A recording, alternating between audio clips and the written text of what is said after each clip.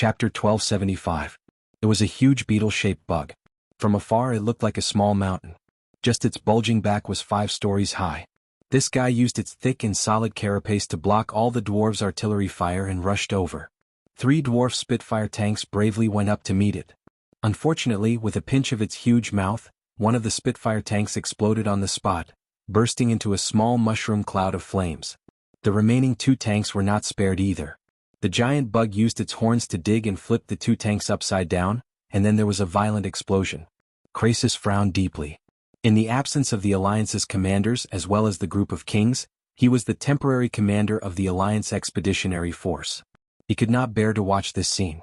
However, this kind of existence that exceeded conventional force had to be dealt with by someone strong. However, before he could speak, Sal had already taken a step forward and said in a clear voice, "The Alliance has done enough for this world. Leave this to the tribe's experts." There was no need for Sal to give another order. Rexer had already stepped out. Misha, Rexer, who had ogre blood and infinite strength, made an extremely shocking move. He threw out his pet war bear Misha, which weighed at least a ton. Yes, that's right, he threw it out. It was like a dwarf artillery soldier who had activated Deity Descends and picked up a 1-ton mortar shell. However, Rexer was even more relaxed and satisfied. He had tossed away such a big bear just like that. Damn, it even had a spiraling effect. The experienced dwarf artillery soldier could not help but wonder if this Misha also had an armor-piercing or a second explosion function. It was obvious that the old dwarf was thinking too much. Rexer's Misha was very precious. He was not someone who shouted, "Explosions are art," all day long, nor was he a necromancer who lost his mind. How could he let his precious war pet do the work of self-destructing? But throwing out a 1-ton giant bear just like that weight was indeed lethal. The big worm was dumbfounded by Misha's attack. With Rexer's command, Misha immediately entered a berserk state. Not only was his body suffused with a scarlet blood light, but his body also became a full size bigger. He actually managed to slap that incomparably large bug away with a single palm strike. Following that, Misha roared and pounced forward, his 2 large bear paws striking out continuously. With the shrill cries of the insects as the background music, almost every slap from Misha sent large pieces of the insect's carapace and flesh flying. Seeing this scene, Krasis could not help but nod and ask Sal, "Is this the legendary Beastmaster Hunter?" Not bad.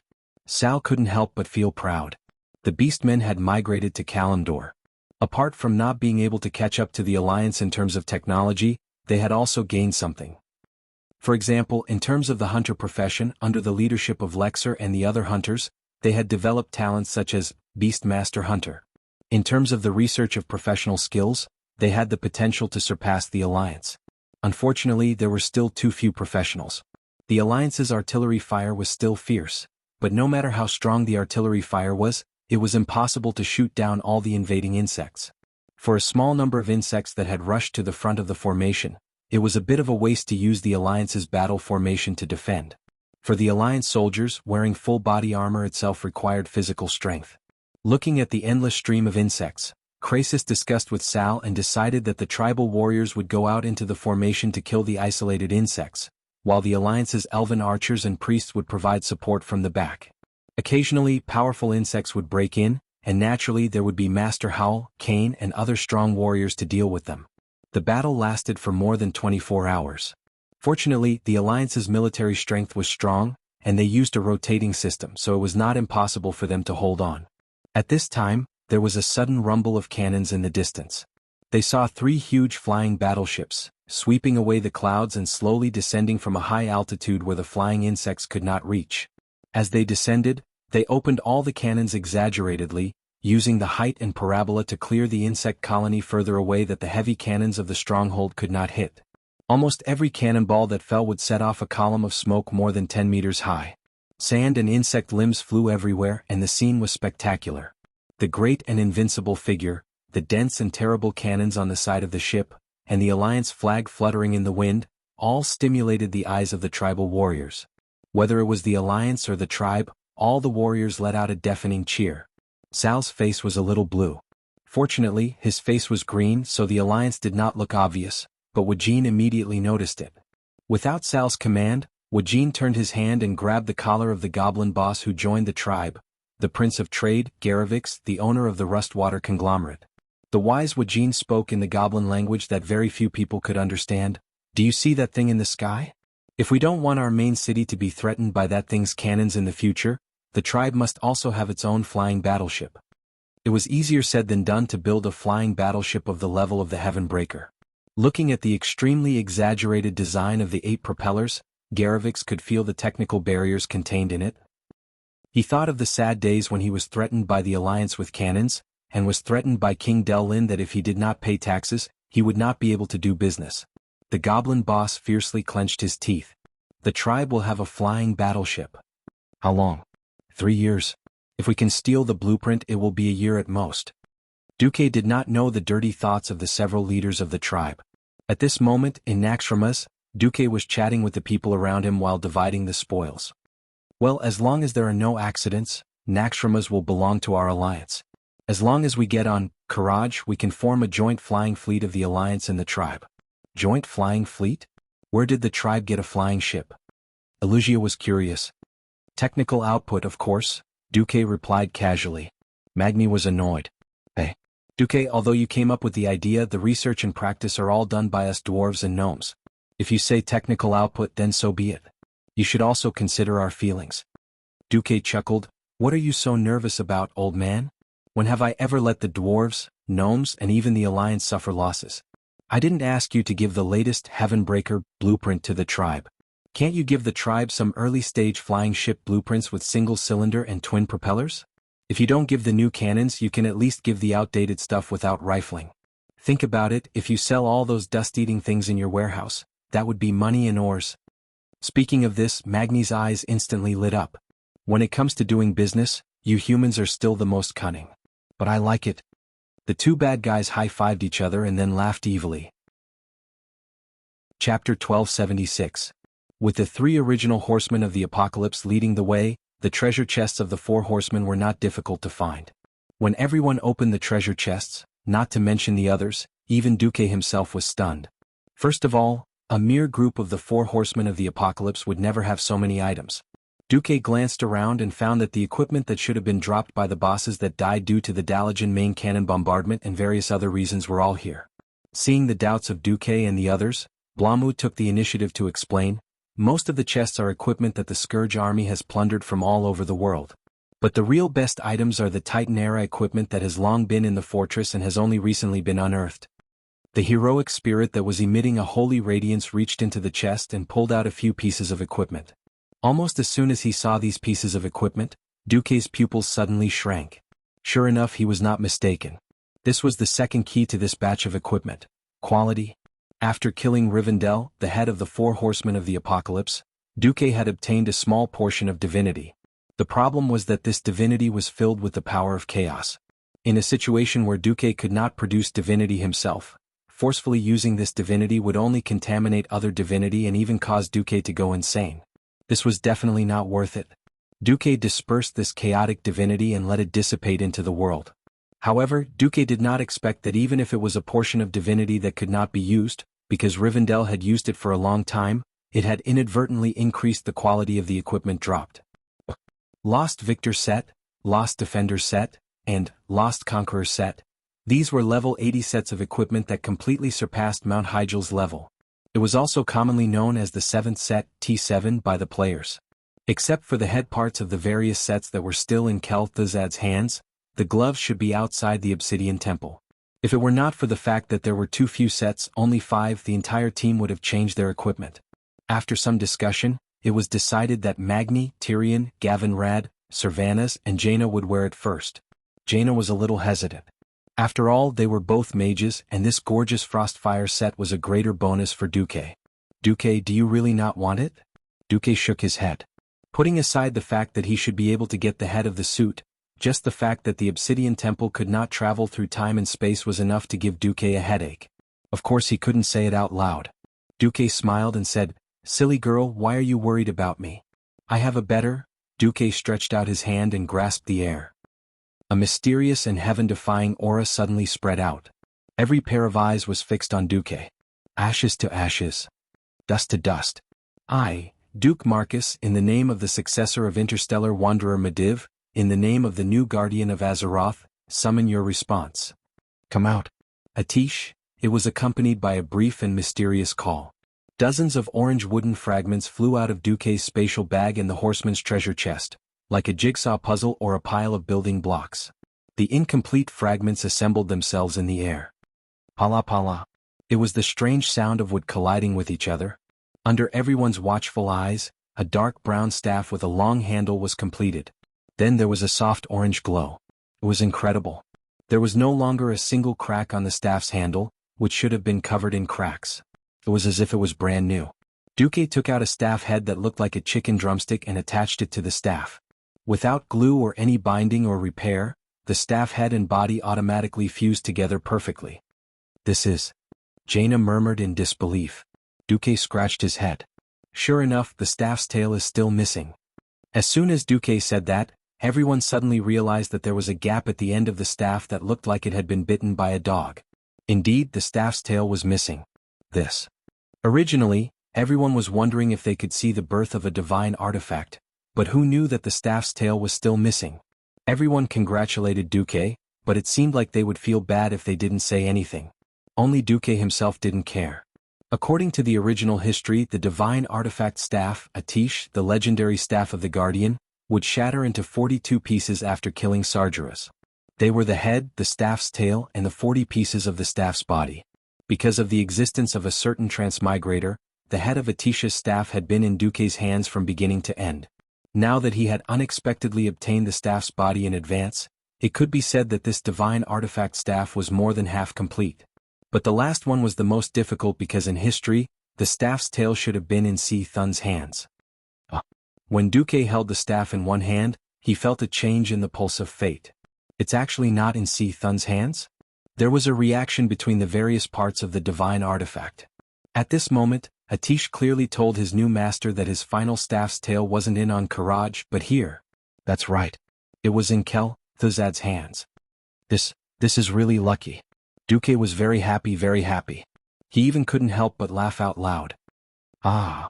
Hearty laughter resounded throughout the hall. What's wrong?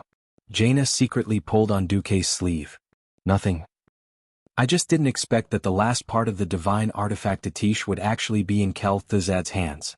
Duque laughed very happily and also very presumptuous. Because as long as he killed Chairman Ku, then Duque could take the staff, it really was a divine artifact staff, and openly go against Si Thun, this ungrateful ancient god. How could Duque not be happy?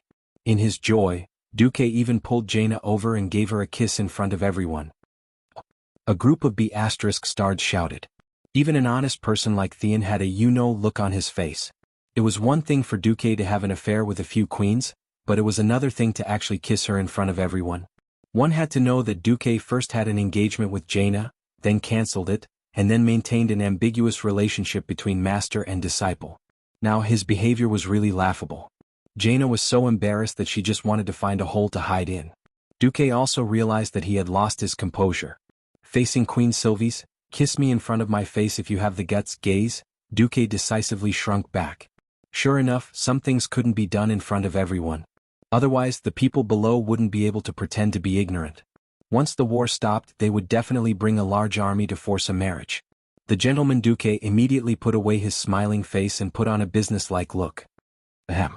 Next, we have to prepare for the crusade against Kel Thuzad. Chapter 1277.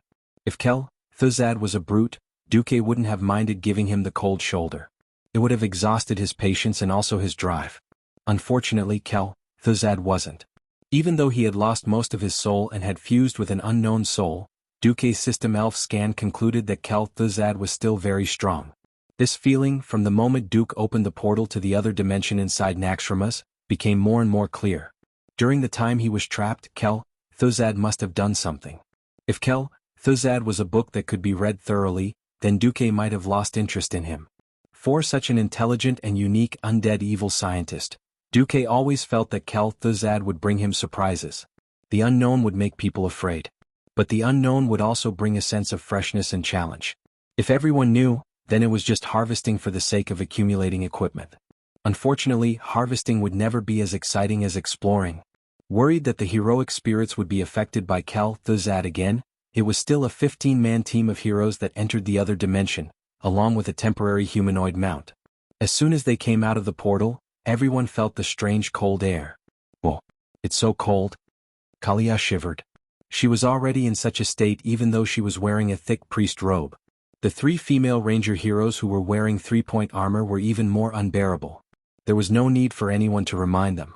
A group of people who were afraid of the cold immediately moved closer to Duque. Especially the 7 who were close to Duque, they instantly moved to the center position closest to Duque. Well, except for a certain mount that stood proudly to the side. Damn, you used me as a fridge in the molten core and now you're using me as a heater? You're really treating me like a variable frequency air conditioner? Duque complained as he opened the lava armor. The lava armor of a normal mage increased the mage's critical hit rate, and when someone dared to attack a mage in close combat, the magma would splash out and hit the attacker's face, achieving a damage reflection effect. As a Breaking Dawn archmage, Duque's modification of ordinary magic had long since reached a level that could shock the heavens and make the gods weep. It wasn't wrong to say that it was a variable frequency air conditioner. The system notifications kept ringing. Import theoretical knowledge of air conditioning. Start calculating entropy. Fluid mechanics introduction. Importing air circulation and thermodynamic circulation formulas. With the help of the system, Duque quickly adjusted his mana output. Not only did he let the heat of the lava armor spread out evenly, but he also expanded the heat range of the lava armor and condensed a wide area ice shield. Except this time, it was a wide area heating shield. The Iron Furnace Castle was surrounded by mountains that were covered in snow all year round, but Magna had to come here to freeload off the heat. This guy even laughed and patted Duque's thigh. Yo, not bad. I used to look down on you people who played magic. It's great to be an air conditioner now. Whoever marries you will be blessed. It's warm in winter and cool in summer. Oh, you want me, a Breaking Dawn archmage, to change my profession to be an air conditioner? Do you believe that I won't freeze your D*CK forever? Although he was complaining in his heart, Duque was surrounded by the girls and couldn't say anything. He just glared at the bastard dwarf king. The portal led them to a magnificent palace. Of course, this had nothing to do with Chairman Ku and Saffron, because this palace was a Titan creation that Naxxramas had left behind. The frost dragon was too huge and Saffron, who had lost his ultimate transformation ability, could only build his nest outside. Under the cover of Duque's wide area heating shield, everyone started to walk out of the palace. Duque frowned. He didn't feel it at first, but now that he was closer he could clearly feel the divinity contained in the cold air, frost divinity. Bloody hell, Arthas is really willing to invest so much money into this. Just as they walked out of the palace, a cold and evil voice came from above. Hee. Finally willing to come in? Despicable thieves who want to steal the fortress of the great Lich King. Bullsh*T. Didn't the Calamity Army steal the floating fortress from the Titans? Originally, Duque wanted to retort like this. The scene before them left Duque and the others speechless. What did they see? A bone dragon knight? Or a dragon lich and a bone dragon? Duque and the others didn't know what the hell this was. What appeared in front of everyone was the frost dragon Saffron.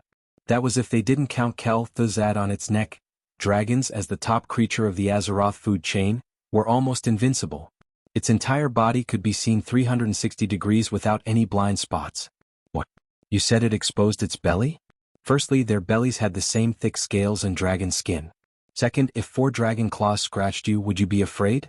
Also, the dragon's neck could turn at almost any angle, and could cover almost all parts of its back except for one, the place where the dragon's neck and body met. So, Onyxia, who was willing to be bitten by Duque in that place, symbolized her complete submission. Now there was an additional Kel-Thuzad in that place. His entire lower body had fused with Saffron's neck, and it looked like a piece of white bone. This scene immediately gave Duque a headache. Previously, Duque was confident that he could take down Kel-Thuzad and Saffron because Saffron basically lost his intelligence after death, leaving only the instincts of the dragon race. So, a bone dragon was a bone dragon and a lich was a lich. As long as Onyxia could viciously entangle Saffron, then Duque and the hero group could focus all their strength on killing Kel-Thuzad. At this moment, the most terrifying thing happened. The lich, who was relatively weak in close combat, had the most powerful body. The relatively weak bone dragon had a brain that could be used as a core. Duque didn't know if this combination was as perfect as he imagined it to be. If it was as he imagined, no, even if it was only 70%, it would be a nightmare for the Alliance. Thuzad was very satisfied with the expressions of the Alliance powerhouses. He waved his two huge claws that only had 4 fingers, and his dry jaw kept opening and closing, making a sinister sound. Oh, it seems that our uninvited guest is very surprised. It's no wonder. I don't know which despicable traitor sold out the information about Naxxramas, but I can guarantee that this change was not in the information provided by the traitor, because until the moment before you controlled Naxxramas, I didn't decide to do this. Duque's muscles trembled slightly. Kel, Thuzad continued to grin, speaking of which I still have to thank you, Duke Marcus. Chapter 1278. Thank me? This time Duque was dumbfounded. Sure enough, Kel, Thuzad couldn't wait to reveal the answer. If you hadn't betrayed me and corrected me, I wouldn't have been suppressed by Antonidas, and I wouldn't have been tortured by the holy light. Most of my soul would have been destroyed, and all that's left is pure resentment and hatred. And my soul from the giant dragon. Duque was speechless. Was this a blessing in disguise, or was it a death wish without limits? No wonder Kel seemed to be stronger than in history. It turned out that Nazul had such a heavy taste that he actually gave him a part of the giant dragon's soul. So, with less than 20% resentment and hatred and pure evil thoughts, Kel assimilated the scattered giant dragon's soul? Was it Saffron's soul? Or was it another giant frost dragon's soul? This was really unimaginable. Back then Duque made a small report and tricked Kel's soul. He never forgot about it and even diluted and fused his own soul just to take revenge. Cough cough. Forget it, I think you should just die early. Of course, sanctimonious hypocrite. Oh no, righteous, honest and reliable. Duque waved his hand. Transmigrators don't lie. If I say I'll destroy your whole family, then I'll destroy your whole family. That's right, there's nothing wrong with it. Suddenly, a huge flame was released from under Duque's feet. At first glance, Duque seemed to have been swallowed by the flame, but as long as one ignored the sputtering fire elements, one could see that Duque was actually being lifted up by a huge pillar of fire. Then a second pillar, a third pillar. The whole group of platforms formed a mountain shape, with the middle high and the 2 sides low. Every Alliance powerhouse was gently pushed to the front of the platform. The platform got higher and higher, and the highest platform that was carrying Duque was instantly more than 10 stories high. Kel, Thuzad, who was originally sitting on the back of the giant frost dragon and looking down at Duque, was now being looked down at by Duque, who was in a higher position. Duque sat in the air, and a throne made entirely of flames automatically appeared behind him. At the top of the throne was the head of Ragnaros's 2-horned Balrog. The left and right corners of the throne were sharp flame spikes that looked like the heads of a meteor hammer. The second hand of the throne was a pair of giant claws that Duque's hands rested on. The flames that should have burned the human body to ashes seemed to have turned into a soft and comfortable sofa. When Duque sat on it, he would not be burned, nor would he feel any discomfort.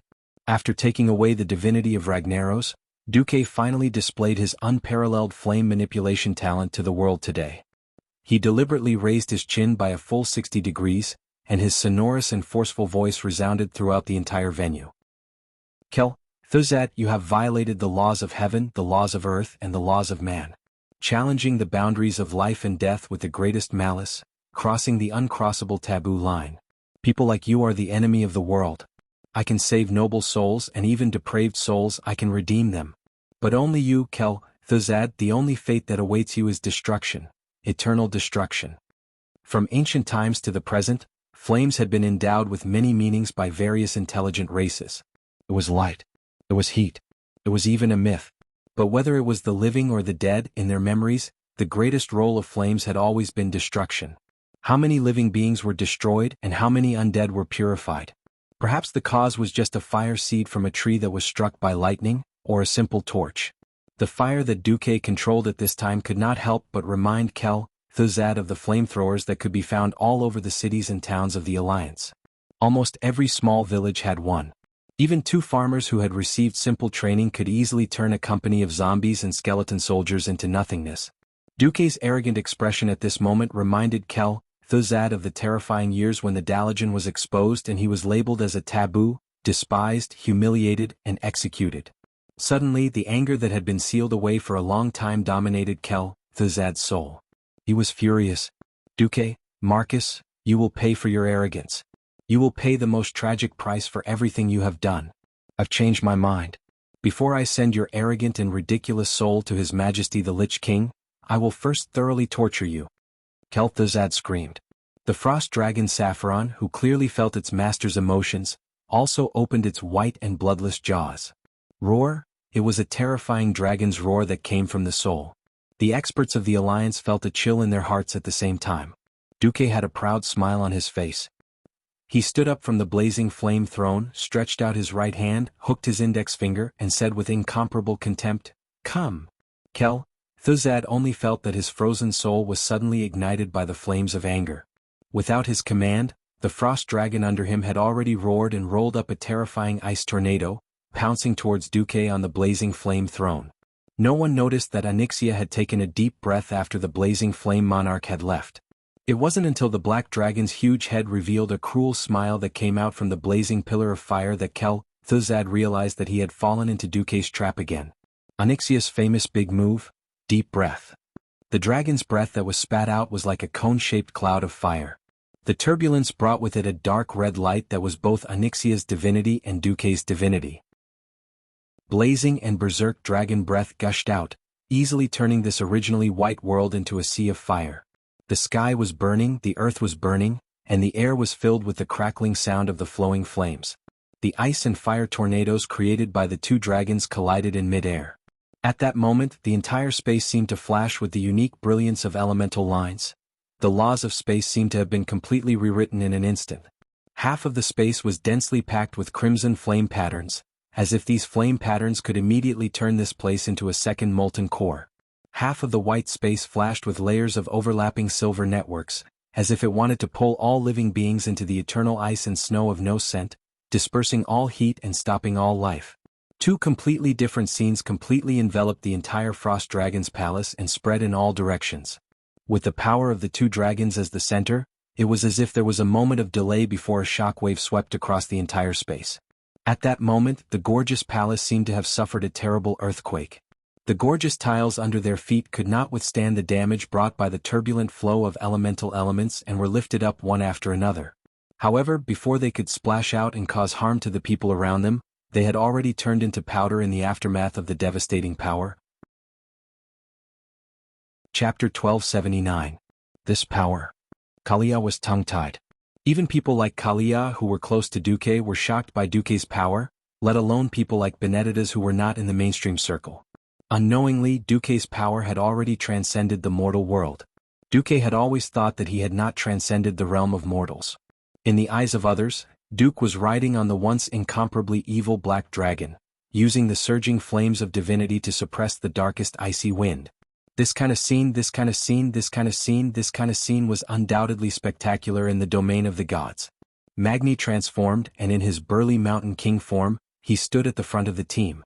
Two of the 5 silver saints, Theon and Gavin Rad, shone with golden light as they stood at the 2 wings.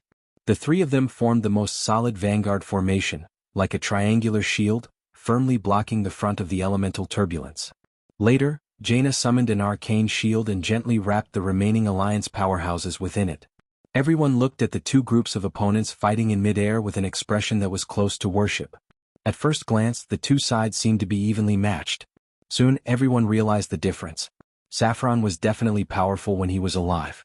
In terms of status, he was second only to the blue dragon queen Syndagosa. However, after he died, he became a frost dragon with a bone dragon foundation. All that was left of him was his battle instincts. Originally, Onyxia was definitely stronger than Saffron. Unfortunately, after any dragon was seriously injured, their recovery speed was not that fast. Right now, she was only at about 60% of her strength. There shouldn't have been much of a difference. The difference was in the master. Kel'Thuzad had obviously just injected the frost divinity into his body. His use of this power that was beyond his imagination was far inferior to Duque, who had the help of the system and was familiar with training for a longer period of time. It seemed to be a pure elemental contest without any fancy tricks.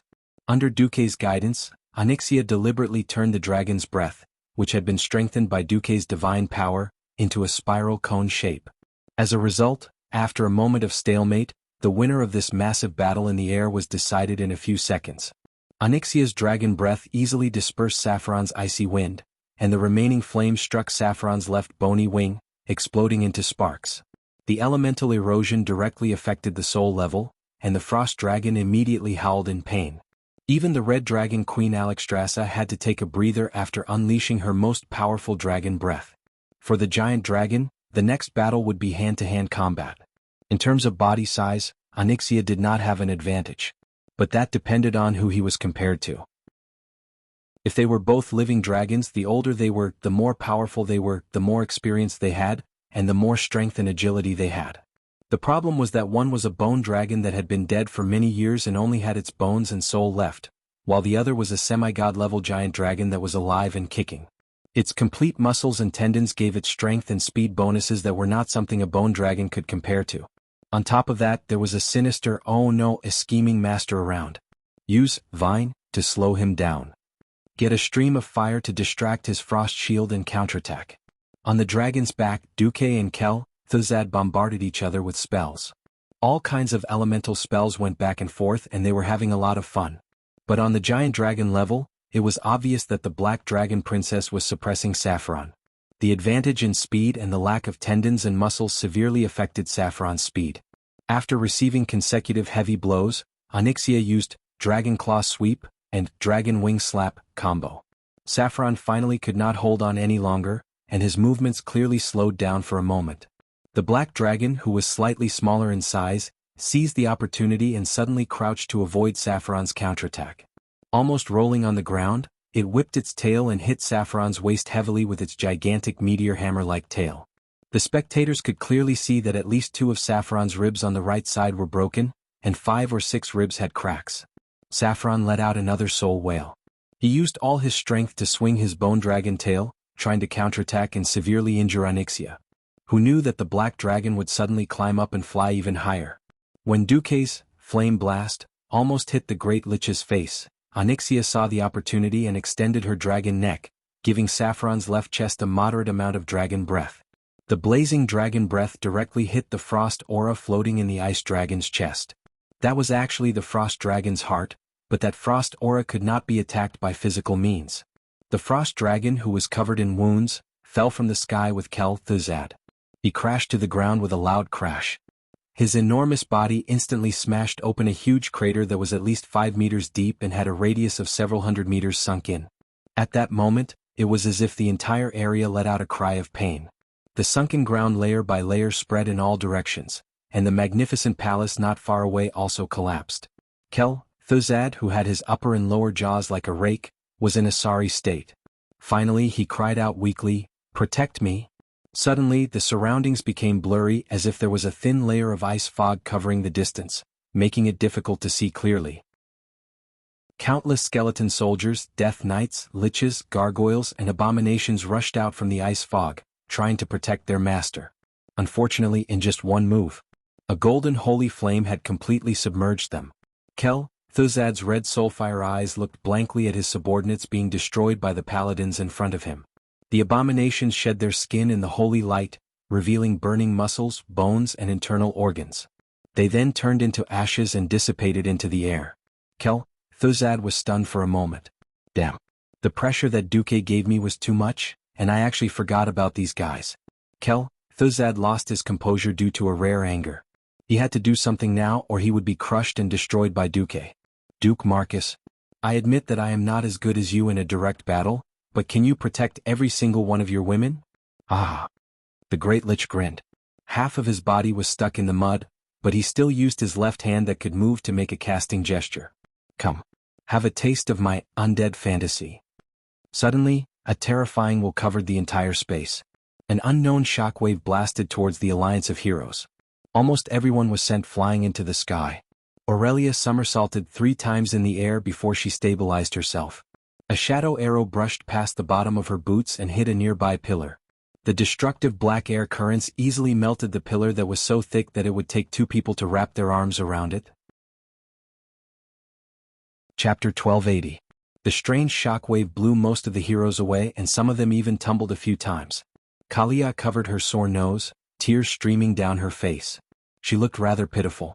She saw Lucia crawl out of the ice barrier, her hands covering her red forehead. It was obvious that she had no choice but to use the godly skill, ice barrier, at the last moment. Everyone realized that the scene had abruptly changed from the vast ice dragon's lair to a mysterious palace filled with the aura of death. In the distance, the wails of the undead were heart-wrenching. The white fog that could not be seen clearly bound the evil spirits, skeletons, and zombies, forming a huge wall of the dead. On top of the wall there were thousands of corpses. Their lower bodies were fused into the wall. Some of them were frantically trying to pull their bodies out, while others were resentfully reaching out their horrifying arms towards the experts of the Alliance. Kalia's eyes widened. Suddenly she saw a burly male undead wearing the armor of a Stormwind City knight charging out of the fog, raising his two-handed greatsword high and slashing at her. Even though Kalia had experienced many battles, she only had time to add on one of her holy word, shield, skills. The commandment priest being closed in by a warrior was a rather helpless and despairing thing. Apart from taking it head-on, there was no good way to pull away again. No, before pulling away she first had to take on this undead giant's slash. Commandment magic that could be easily blocked by 10 knights at the same time was easily broken. Kalia's heart was seized by terror in an instant. She could only subconsciously raise the staff in her hand, trying in vain to use her weak arms to withstand this terrifying blow. Be careful. At the critical moment, Gavinrad arrived like the wind. The long and broad wind sword dangerously blocked the giant's blade at the last moment. There was no clanging sound of metal colliding. The strong wind and thunder on the wind sword directly bounced off the giant's heavy sword. Resuvius. Gavinrad frowned. Long before the attack on Naxxramas, every Alliance hero had received intelligence from Duque, pointing out the powerhouses who had been killed and then joined the Scourge army while Naxxramas was wreaking havoc all over the continent. However, he didn't expect that the guy who should have been destroyed in the fortress's bombardment would actually reappear in this strange space. On the other side, Jaina had exchanged more than 10 blows with a shadow sorcerer who had long white hair and thick dark circles under his eyes. He looked like a big-shot cultivator who hadn't slept for God knew how many nights. The image of this guy in front of him suddenly overlapped with the other catastrophe leader in the intelligence report. Plague messenger noise? Jaina cried out involuntarily. Theon slashed Ashbringer at a huge beetle-like monster, but unfortunately, the holy light he swung out was swallowed by the monster. That was a heavy blow that could easily turn a large group of undead into ashes. However, the other party did not dodge or evade. He took it head-on with his powerful body. Theon's expression darkened. Anub Recon? If those people who should have been killed according to the intelligence report appeared here and shocked the Alliance experts, then the Alliance experts would be shocked. As for the last person, he shocked them to the extreme. Every Alliance expert's eyes widened as they saw a pair of huge dragon wings whizzing out of the white fog in front of them. After dispersing the cold white mist, a terrifying face was revealed. Under the 2 pairs of huge blue horns was a pair of long and narrow eyes that looked like golden pearls. They shone with an ominous glint. The thick sky-blue scales were covered with horny bone plates that looked like a swarm of bees. Each of the limbs was as thick and powerful as the pillars of a great hall. The claws were so sharp that they could easily tear apart a city wall, and the huge bloody mouth was filled with the aura of frost. Even if they did not recognize the giant beast's appearance, based on the same perception, every single one of the Alliance's powerhouses whispered the same name, Sapphiron. This was impossible. Yes, everyone knew it was impossible. 6 years ago, Archimonde died. When Arthas responded to the call of the Lich King Nazul and rushed to Northrend to save him, he met the Blue Dragon Sapphiron. At that time, Sapphiron was a capable general under the Blue Dragon King Malygos, and was quite a powerful blue dragon in the Blue Dragon race.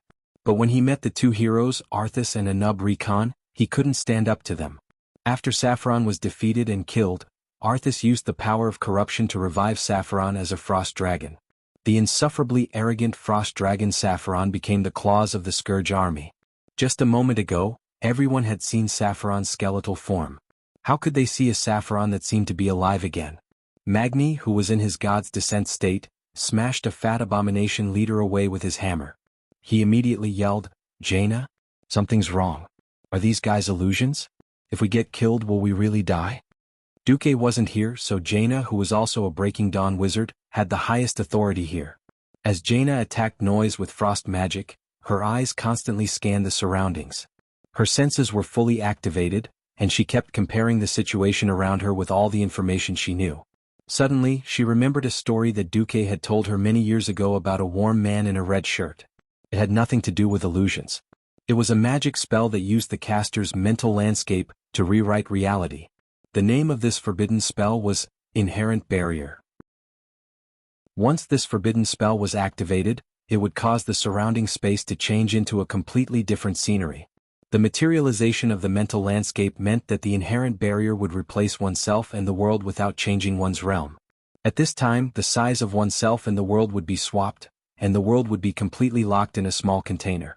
In Duke's example, the strange heroic spirit named Wei Gong is the wolf, had its inherent enchantment materialized into a red wilderness with countless ownerless sword tombstones. What appeared on the horizon was leaping flames, and in the distance were several huge gears. Jaina couldn't be sure, but Duke's example was the closest one she could think of. She immediately shouted, "Don't die. If we die in this world, we will also become corpses outside." I don't know if this is the inherent barrier that Duke mentioned, but I only know that to maintain such a terrifying illusory space requires an astronomical amount of mana, even for a demigod wizard. At this moment in the outside world, Duke stared at Kel Thuzad with a cold expression.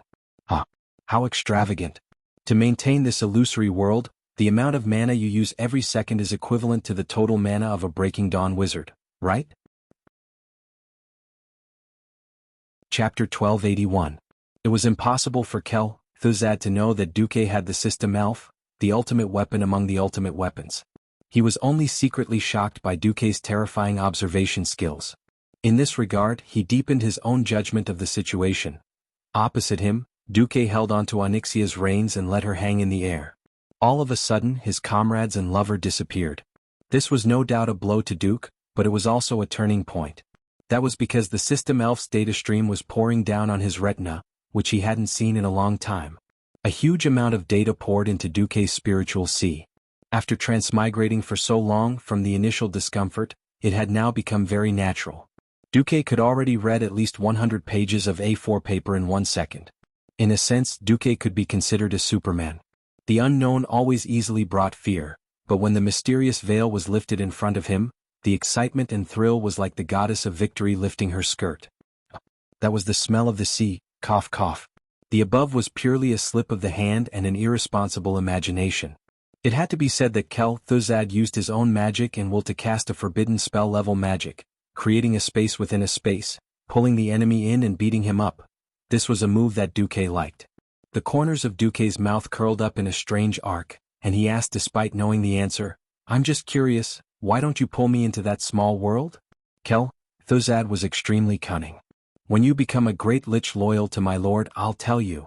An incomparably dazzling magic array that emitted a mysterious white radiance suddenly appeared below Duke and Onyxia. 10 times the gravity, coupled with a strong elemental repulsion, made Duke and Onyxia immediately fall into a trap. This is roar. The sudden control caused the movements of Duke and his servant to pause. They thought that Kel Thuzad would take the opportunity to attack. Who knew that he would actually be scared? No, this should be called a strategic retreat.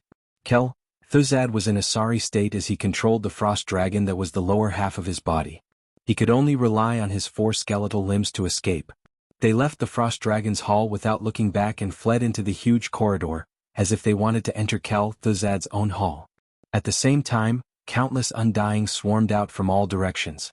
Duke narrowed his eyes and looked at the red human-shaped frames on his retina. His face sank. He finally understood why Kel Thuzad had found so many elite monsters as cannon fodder. This guy was trying to stall for time until the undead fantasy, which was similar to an inherent enchantment, killed Theon and the others, and then turned them into powerful undead. Then they would turn around and deal with Duke. Umph. Duke snorted coldly. "Seeing that you can't deal with me, you want to use the deaths of my family, friends, and lovers to provoke me and tempt me into depravity? Kel Thuzad, no wonder you can't be seen in public. You have the nerve to use such a petty trick on me? So what if I'm petty? As long as it works, hee. Kel Thuzad's voice floated in the corridor. "Idiot. You've underestimated me, and you've underestimated the strength of my companions and lovers." With Duke's current status, it could be said that he could have as many ordinary women as he wanted. Among the nobles of various countries, there was no lack of beauties who could be regarded as goddesses before Duke crossed over. However, Duke did not touch any of them. What? He was not a saint. It was precisely because this world was too dangerous that Duke could not guarantee that he could protect his own women. In the beginning, it was a natural development. Later on, Duke had purposely chosen heroic girls who could fight and were able to do well in combat. Just look at Queen Sylvanas. If an ordinary enemy dared to have any ideas about her, they must be tired of living. What they should be worried about was the enemy's life. Since the system had analyzed the characteristics and strength of Kel Thuzad's undead fantasy, then Duque could roughly calculate how much time he had left. Duque did not waste time. He cursed in a low voice, squeezed his legs, and one man and one dragon directly rushed into the huge corridor. Boom. When the fire elemental magic erupted from Duque's body like a volcanic eruption, anyone would feel an invincible aura. Kel Thuzad felt that he had clearly abandoned the emotion called fear, but the feeling that Duque gave him now, even if it was converted into soul fluctuations, was still fear. Duque, one man and one dragon, the violent flames with the aura of divinity surged out like a tsunami. Onyxia stomped down with her claws, and in the huge corridor that was at least 100 stories high and as wide as 10 football fields, a series of kacha sounds rang out. Terrifying cracks appeared on the gorgeous yet sturdy floor of the corridor. At this time the powerful defense system began to operate, but Duque was like a real god. Even though this was once Kel Thuzad's own mage tower and had repeatedly strengthened the defense with magic, it could not stop him and the Black Dragon Princess footsteps. The guardian statues that were built with the Death Knights as the blueprint came to life and raised their swords against Duque and his servants. One by one, the Death Knights rode their undead warhorses and rushed forward at high speed under the cover of the fat abomination. In midair, hundreds and thousands of gargoyles pounced over. Master? Onyxia was inquiring. Duque's lips curled up. Just focus on chasing. Yes. Until today. Now that Duque was infinitely close to the divine realm, how could Duque care about these ordinary elite monsters? His eyes widened, and suddenly, countless small black dragon heads made of arcane energy appeared in the air around Onyxia. Every dragon head was vivid and lifelike, exactly the same as the head of the Black Dragon Princess. Even though Onyxia had already sensed it in her heart, she was still slightly startled. The next moment, every arcane dragon head opened its mouth at the same time. That was a dragon's breath. That was a fireball. That was a flame blast. That was a rain of flames. That was a waterfall of fire that fell from the sky. The guardian statues immediately collapsed.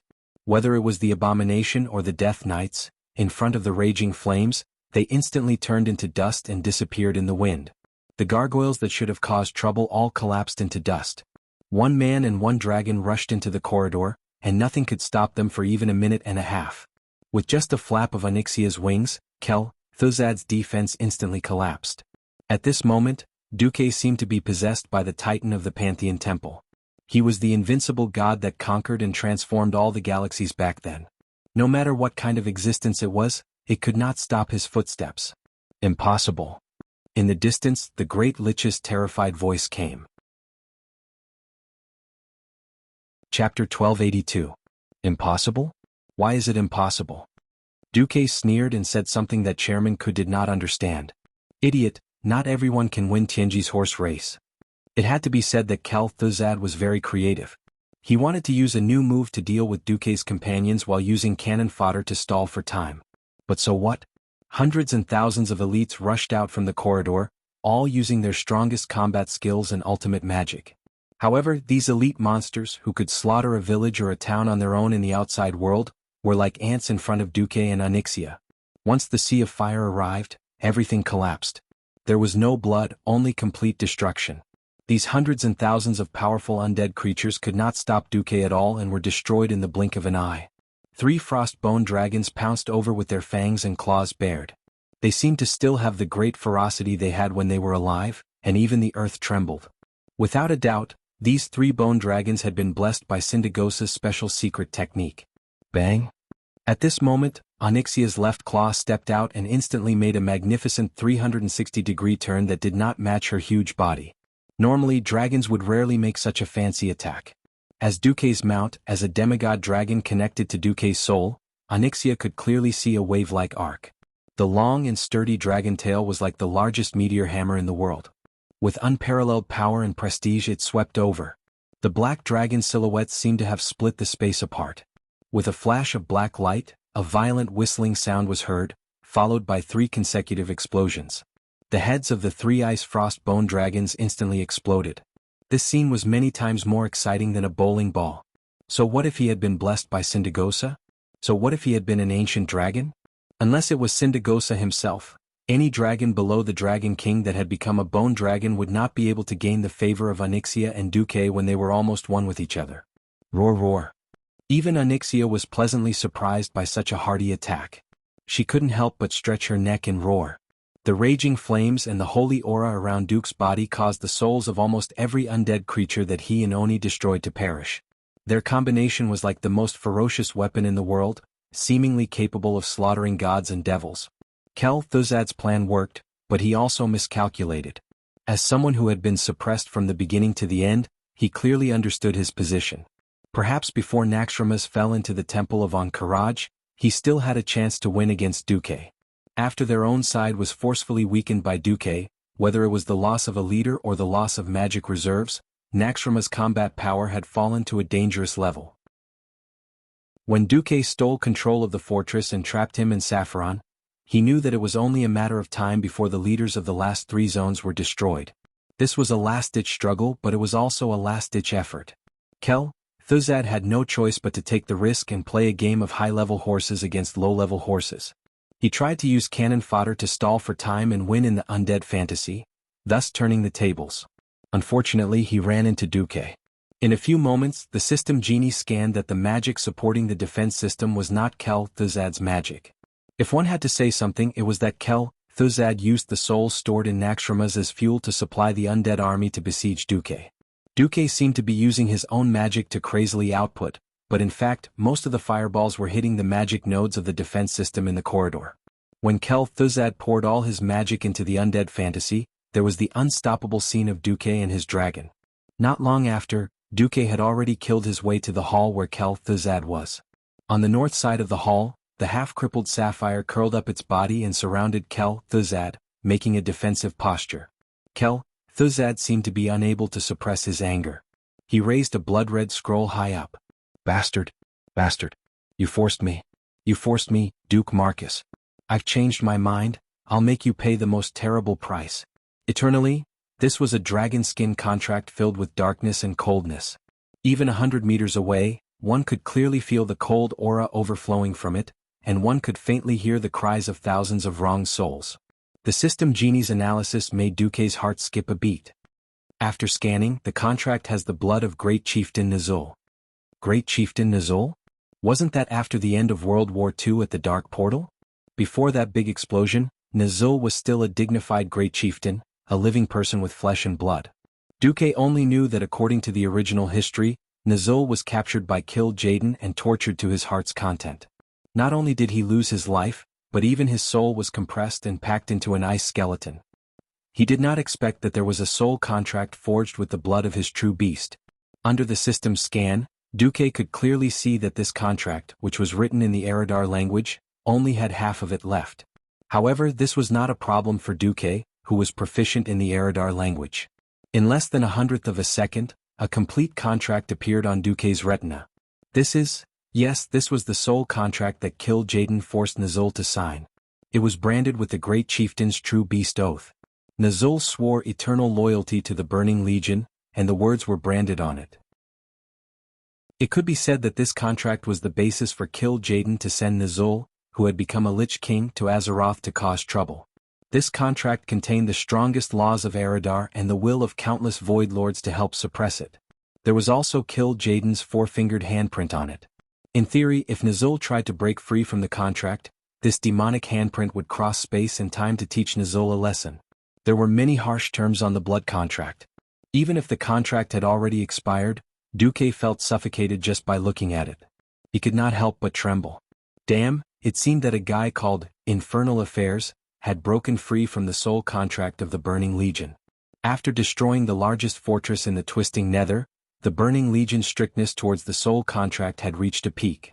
According to this contract, if Nizul disobeyed Kil Jaden's orders, 99% of his soul would receive the most terrible revenge. Fortunately, the remaining 1% would only be used to witness his eternal pain. However, Nizul still chose to rebel. At the cost of his own soul being split, his soul being infinitely diluted and even losing himself. Chapter 1283. Suddenly, everything could be explained. Even if Nazul was a coward from beginning to end and did not have the courage to cheat his compatriots, nor did he have the courage to fight against the demons, but beast, human, eternal, no, for slave. After years of inhumane torture, his body was broken by killed Jaden, and even his bones were turned to ashes. He never gave up his heart of freedom. On the other hand, the demon commander's contract was not so easily violated.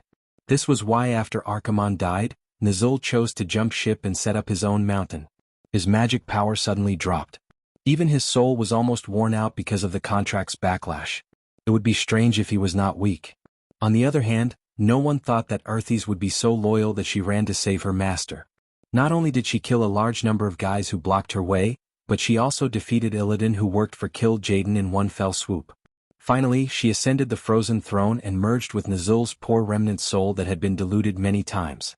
The perfect fusion of an orc soul and a death knight who was once a human was enough to make one drunk. Duque did not know why Kel Thuzad took out this half of the contract at this time, but it could not be anything good. He did not give Duque time to react. Hula, Kel Thuzad's gold-rimmed purple hat seemed to fall with the wind. The part of the white bone that should have been between his eyebrows actually opened up a small door the size of a pinky. The side of the door flowed with a gray-white light. The hazy feeling was as if he had ground his own bones into ashes and scattered them. No. This was more like he had directly poured out the most profound and mysterious evil curse from his endless spiritual world. When the gray-white light between his eyebrows fell on Nazul's blood contract, a mysterious law that the system elves could not analyze on the spot melted. The blood stains on the dragon skin blood contract felt lighter on the spot. The next moment, the frost in the entire hall suddenly became several times stronger. A soul voice that was compressed to less than 10 seconds rushed into Duque's eardrums. If Duque was an ordinary person, he would have long ago gone deaf from this noise-like compressed audio. When Duque naturally unraveled this audio, even though time passed very slowly in the outside world, Duque could clearly hear Kel Thuzad's death declaration. Hee. It was just a man and a dragon, yet they were not afraid of going against the Calamity Army, no, even the entire world of death. As expected of the Alliance's hero, Duke Marcus. I have already punished you 3 times for your arrogance. That's right, what you're tasting right now is the 3 consecutive traps that I've painstakingly laid out. 3? Duque could not help but frown. Hee. The most mellow poisonous wine could only be released at the last moment. Only then would it taste the most fragrant. So you shall die here, in the name of the Lich King. Facing the terrifying aura that covered the sky and covered the earth, Duque instinctively felt that something was wrong. He pulled the reins, intending to make Onyxia quickly retreat. At the same time, he instinctively wanted to open up an ice barrier. But it was no longer a matter of time. Because that was already the past. The attack had already ended, and the trap had already taken effect. Something on the inside of Duke's chest swelled up at an extremely fast speed. Sturdy, sharp, terrifying, cold. What burst out of his chest and burst out of his bones and flesh was astonishingly ice prism. The equipment that Duque was wearing was at least of the Mount Hyjal grade. If it was during the second battle of the Dark Portal, it would be immune to all sorts of physical damage from swords, warhammers, axes that were below demigod grade as well as Breaking Dawn grade magic. Now, even against demigod grade and Breaking Dawn grade magic attacks, it could mostly reduce the damage by more than half. But there was one thing: attacks from the inside were exceptions. Needless to say, this ice prism appeared after it was pierced. At this moment, Duque was like a flying insect soaring in the sky. After wantonly rushing around, he fell into a terrifying spider web chain trap that was woven with 10 or 20 layers. So what if he was strong? No matter how much he struggled, he was just bait for the Black Widow poison spiders. Duque. Onyxia let out a cry of surprise. She felt a palpitating fluctuation in her soul. She could not care about the other undying that were rushing over. She suddenly bent her long dragon neck back and saw Duque's chest exploding. Duque's body was stiff. His neck was like a rusty machine as he moved with difficulty. He touched his chest in disbelief. There, the extremely rare epic robe had been pierced from the inside. At the tip of the ice prism, there was still a beating heart hanging. Frost, divinity? Kel Thuzad finally could not help but laugh wildly. Foolish man. Have you actually forgotten that my essence is different from yours? I don't need to breathe. Seeing the surrounding divinity fragments explode in the void at the same time and turn into strange hedgehog-like ice balls, Duque understood everything. Yes, that's right. It was the attack of the frost divinity. On the scene, it looked like Duque had used the power of the fire divinity to expel the power of Kel-Thuzad's frost divinity. But Duque was a living person, and a living person needed to breathe. The air that felt a little cold was actually floating with a very small amount of frost divinity. In order to deceive Duque, Kel-Thuzad did not even use the shadow divinity that Duque was most concerned about. Instead, he used the frost power that mages also had. A demigod great ice dragon and a great lich with ice and shadow attributes. It was very normal for a small amount of frost divinity to leak out. Then this method of casting a wide net succeeded. Duque was directly hit. No. Feeling the rapidly weakening soul connection, Onyxia was stunned. She no longer cared about fighting and actually shrunk at high speed on the spot. She turned into her human form and hugged the bloody Duque. Bastard. You lied to me. Aren't you unkillable? Didn't you say you were going to change my fate? What? Seeing Onyxia lose her composure, Kel-Thuzad's mood suddenly exploded. His body slowly rose from saffron, and milky white foam appeared where his lower body was connected to the frost dragon. Then he separated from the frost dragon. Ah. Die. Duke Marcus. You're finally dead. Ah. Feeling the decline of Duque's soul fire, Kel-Thuzad was very happy. He was so happy that countless bubbles of pleasure rushed into the depths of his soul, nourishing every corner of his soul. Onyxia, don't struggle. Follow your master and serve the great Lich King. Onyxia raised her head. A tearful smile suddenly appeared on her tear-stained face. Idiot. Ah. Kel-Thuzad suddenly felt that something was wrong. At this moment, a bright golden light suddenly pierced through his chest, and the spiral-shaped blade radiated light in all directions. Chapter 1284. The pain of his soul collapsing could not be described with words. As an immortal, Kel-Thuzad was already immune to most physical attacks. Conversely, the damage that holy attacks could do to him was multiplied. For a divine artifact sword of the divine element to pierce through his soul fire was tantamount to a calamity. The excruciating pain in his soul caused his entire skeletal body to twitch violently as he arched his back. Less than 5 steps away from his feet, the frost dragon Saffron reacted and pounced, stretching its neck to bite him. Crack. When the white dragon teeth closed, it bit empty air. Duque used a gorgeous flash to avoid the frost dragon's determined attack. However, before he drew Duque's moral integrity, Duque gave almost all the holy light he could use to Chairman Ku. Onyxia knelt on the ground. She still had that noble and slightly charming temperament, and her face still had the sorrow of losing her husband and master. This was the person who was once popular in the upper echelons of Stormwind, known as the #1 beauty. No matter when, she was always so charming, so intoxicating. Hey, are you done acting? Duque was speechless as he looked at Onyxia, who was seductively hugging his bloodied mirror-image doppelganger, who had entered acting mode again. The soul connection was hard to deceive. If Duque was about to die, she would be able to sense it at the first moment. However, it was also because of her acting skills that she could put on a good show, allowing Duque to turn the tables on Kel-Thuzad. That's right. Duque had some doubts about the frost divinity that was spreading in the air. Even if Chairman Ku had a lot of business, he could not just throw divinity around even if it was a very small amount. For high-purity divinity, no matter how small a mosquito was, it was still meat. So, after Duque broke into the corridor, he directly told the Black Dragon Princess to make a mirror-image doppelganger on the dragon's saddle, and he hid near the dragon's wings and turned invisible. In order to make it look real, he even gave all the armor and equipment he used before to the mirror-image doppelganger. He suppressed his aura to the lowest possible. Sure enough, it was as expected. The Black Dragon Princess looked smugly at the Great Lich who had stepped into destruction. She frowned slightly and continued to possess the Shadow Queen. Speaking of which, even when this fellow frowned and pretended to be crying for his master, he was still quite handsome. Woo. Master, you died so miserably. Onyxia howled dryly. Duque bared his teeth. If she hadn't cried for me, I might have thought that she was so beautiful, so charming, and even pitiful. I might even have wanted to play with her. But now, Duque raised his leg and kicked Onyxia's plump and bouncy butt. Time to work. Mount. Onyxia pretended to be unhappy as she rolled her eyes at Duque. She then transformed into her dragon form again and pounced towards the pitiful Saffron. Frankly speaking, without a powerful fighter like the Black Dragon Princess, Duque would have to spend a lot of effort to deal with Saffron. But now that Kel-Thuzad was separated from Saffron, the Lich was the Lich and the Bone Dragon was the Bone Dragon. Only 3 Saffron could pose a threat to the Black Dragon Princess. Duque didn't care about the loud battle next to him. In fact, it was a fully armed adult beating up a small child. He stood with his hands behind his back. Under the support of the rising flame base, he floated in front of the Great Lich. Even though he was in extreme pain, Thuzad still used the coldest tone and said sternly, "Duque, don't think that you've won. His Majesty the Lich King will avenge me. He won't torture your soul for billions of years, and he won't let me hear your mournful cries of repentance. The Scourge army will not give up." Duque's thoughts moved. Thuzad immediately screamed. The golden light that gushed out of his chest became stronger. The golden light of this small sun was like a pillar that pierced through his back, and then squeezed out of his chest.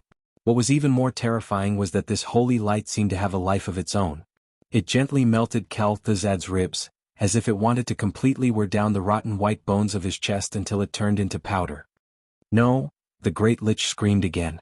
The cold soul fire in his body that seemed to always be maintained at absolute zero finally seemed to have heat that it shouldn't have.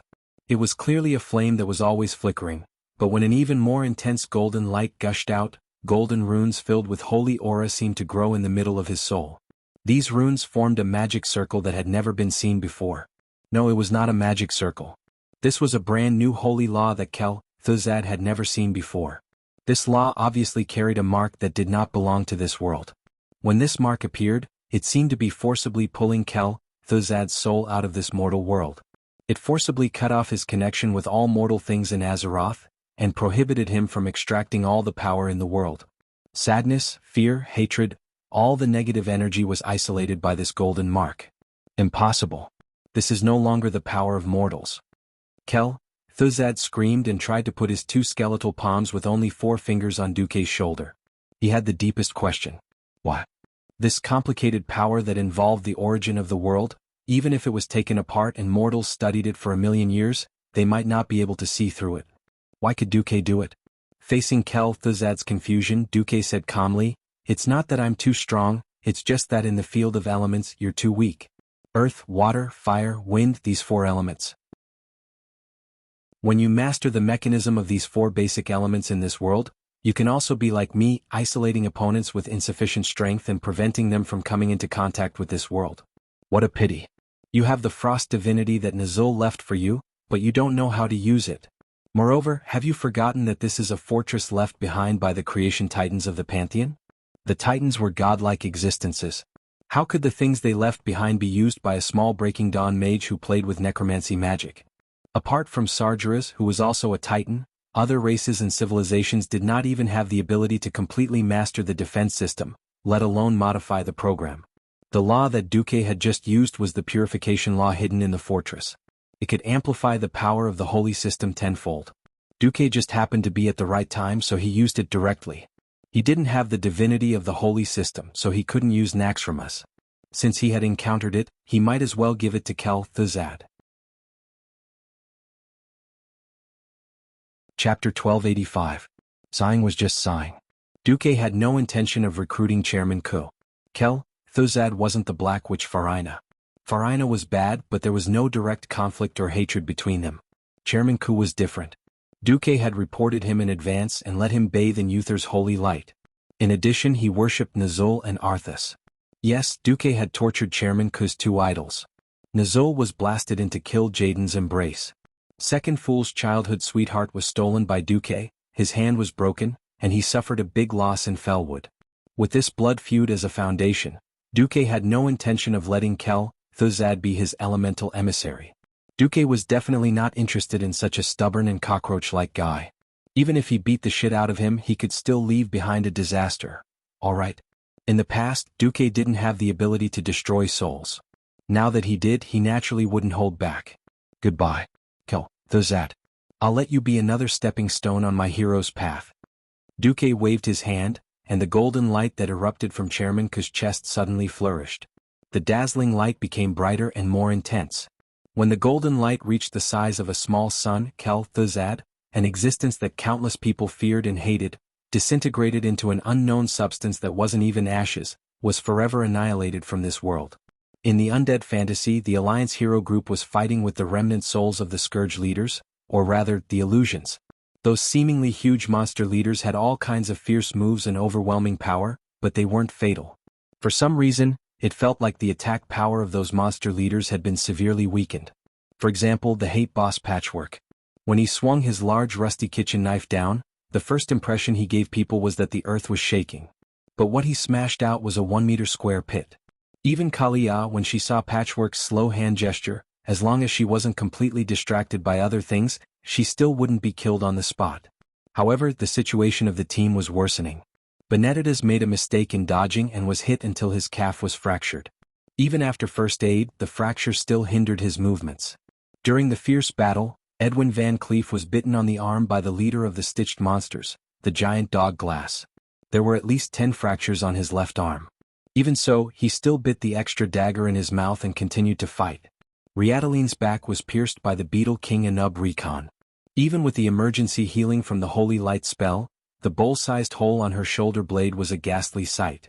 Although no one in the team had died yet, and they were far from reaching their so-called limits, everyone knew that things were not looking good. While everyone in the team was fighting a bloody battle, all the enemies in front of them suddenly disappeared. This is... Gavin Rad only hit the air. The feeling of slashing with his sword suddenly turning into nothing made him feel a little uncomfortable. The Windrunner sisters were the first to react. The 3 of them exclaimed in surprise, "Duque?" That's right. They and the other heroes all saw Duque. That's right, after going through so many ups and downs, Duque had long become the backbone of the entire alliance. This guy, who was constantly making his presence known during times of peace, was the core of the core during times of war. When they couldn't see him, everyone felt a sense of unease. Now, almost the instant they saw Duque, everyone's hearts calmed down. "Where's Kel Thuzad?" Magni was unhappy. "Here." Duque curled his lips and pointed at a pile of silver-white ashes on the ground. If the ashes that emitted a faint holy light and frosty aura couldn't tell anything, then the magic accessories that Kel Thuzad wore on the pile of ashes could definitely tell the truth. "You destroyed Kel Thuzad?" Sylvanas was still a little unsure of what was going on. "You don't believe me?" Duque shrugged. There was no reply. That hot kiss that almost burned Duque's lips was the best answer. "Wow." Gavin Rad whistled. At this moment, a violent rumbling sound came. Only then did everyone turn back to look at the earth-shattering battle at the side. Actually, everyone didn't really ignore the Black Dragon Princess. It was just that everyone saw Onyxia pressing down on Saffron's dragon head with her claws and biting off his long tail at the same time. For a battle like this where the winner was already decided, everyone was a little uninterested. "Roar!" Saffron struggled with all his might. He furiously dug the ground beneath him. The beautiful floorboards were lifted up in pieces, revealing the black soil underneath. He even dug a large pit under his body, which was ridiculous. "Poor fellow, accept your fate." Onyxia laughed sinisterly, and with a leap, she dodged Saffron's attack. Then she rode on Saffron's back and bit the back of Saffron's neck. But everyone knew that it was over. At this moment, Duque flashed and appeared not far from Saffron. Onyxia had almost completely bitten off Saffron's cervical vertebrae, leaving only a little bit of connection. She let go and used her 2 front claws to press down on Saffron's skull and back. She yelled angrily, "Behave." Originally, Saffron was still struggling with all his might. Suddenly he stopped, because something that looked like a compass was emitting an aura that made his entire body stiffen. It clearly said, "I'm busy" in dragon language, but that did not stop Duque from changing the concept and using it as a flag. Clear dragon language flowed out of Duque's mouth. "Lost dragon soul. Wake up. I summon you in the name of Red Dragon Queen Alexstrasza of the Sleeping Dragon Temple."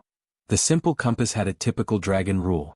Even though it was activated by Duque's somewhat unreliable fire divinity, the effect was not bad. It seemed that such a rule could devour all of Saffron's negative emotions and guide him to find his reason. Suddenly, an icy blue power began to flow between Saffron's gray bones. A dragon-shaped illusion appeared and wrapped around the dragon bones. With the dragon bones as the core, semi-illusory blue dragon skin began to cover the entire dragon skeleton. "This is Saffron's soul?" Kalia muttered to herself. Phew, Saffron surprisingly did not show any intention to attack. Duque waved his hand. Onyxia backed off a little, but she still stared at Saffron. "Saffron, are you awake?" Chapter 1286. Whoosh, whoosh. Alexstrasza's will, which had lost its controller and was lured here by Duque, suppressed its stubbornness, anger, and resentment. Saffron finally woke up from his confused state. What did I do? It was draconic. You were killed by Arthas, and then your soul and body were enslaved, Duque said as he used his mental power to remove the fog in Saffron's soul. There were some things that, once imprinted in the deepest part of one's soul, could not be completely erased from one's soul unless one completely destroyed it. Saffron suddenly roared, I remember now, that wretched Arthas. Bastard. Percent or $at. The dragon's roar sounded like slang, but also like a meaningless syllable that vented anger. Anyway, the system elf translated it for Duque as a bunch of garbled code. In order to control this frost dragon, Arthas had suppressed Saffron's memories and sealed most of his soul and memories. Now that Kel-Thuzad was no longer there, Saffron, who had returned to his original nature, naturally lost his temper.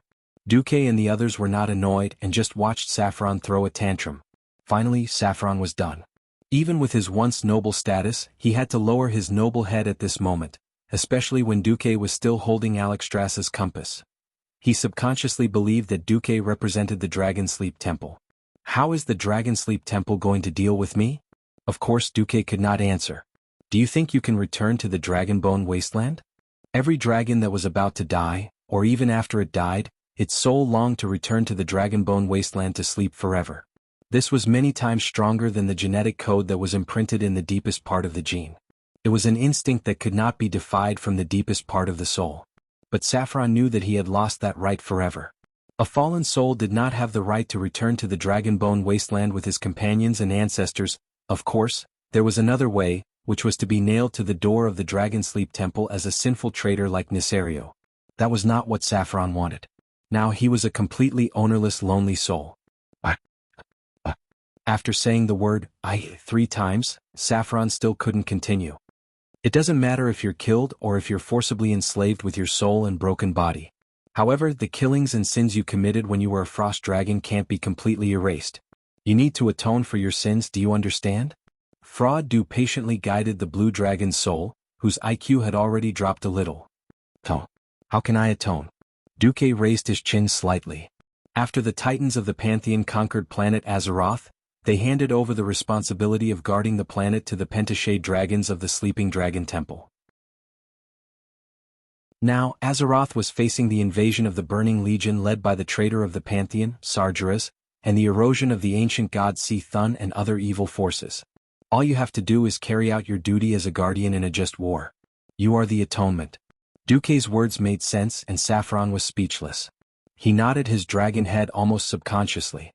Duque snapped his fingers, and Onyxia obediently transformed into a human form and came to Duque's left side. Duque smoothly stroked her hair with his left hand. See this guy? She abandoned the evil alignment and fought for justice under me, the guardian of Azeroth, Duke Marcus. Now, Her Majesty Alexstrasza has promised that as long as she performs well, she will be accepted back into the Sleeping Dragon Temple in the future. At this point, Onyxia's body trembled. To be honest, she didn't care whether she could return to the Sleeping Dragon Temple or not. What she cared about was Duque's terrifying influence. Saffron's soul trembled violently, and he asked in a trembling voice, Can you speak to Her Majesty Alexstrasza?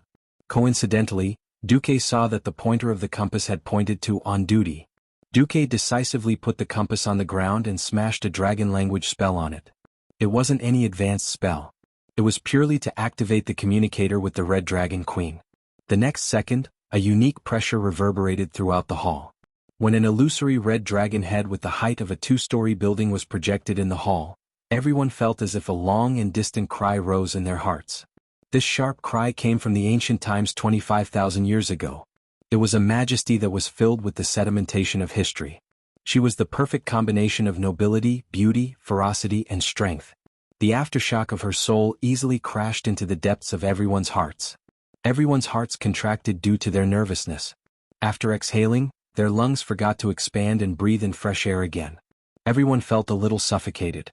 However, Alexstrasza quickly retracted her aura. Oh, it's Duque. Sorry, I just came from the Void battlefield, the Queen replied casually. What's the matter? It's about this guy you mentioned a while ago. I kicked her and asked how many merits she needs to return to the Dragon Slumber Temple. Duque first grabbed Onyxia's neck like a little chick and forced her to take 2 steps forward. Onyxia didn't dare to look directly at the queen. The queen's huge yellow eyes blinked. Although she didn't know why Duque would ask at this time, she still answered, "If we can successfully seal Thun this time, this merit will be enough. At least Nozdormu won't object. He has the most opinions right now." "Alright, the second thing. I just dealt with Saffron's soul. Can you help me inform Malygos?" Alexstrasza turned her head. She had obviously sensed Saffron's soul long ago, but she sighed now. "You shouldn't have asked me." Yes, she couldn't speak directly about the Blue Dragon army. Even Malygos didn't have many soldiers under him. After all, overstepping his authority was overstepping his authority. At this point, Saffron's expression couldn't help but become gloomy.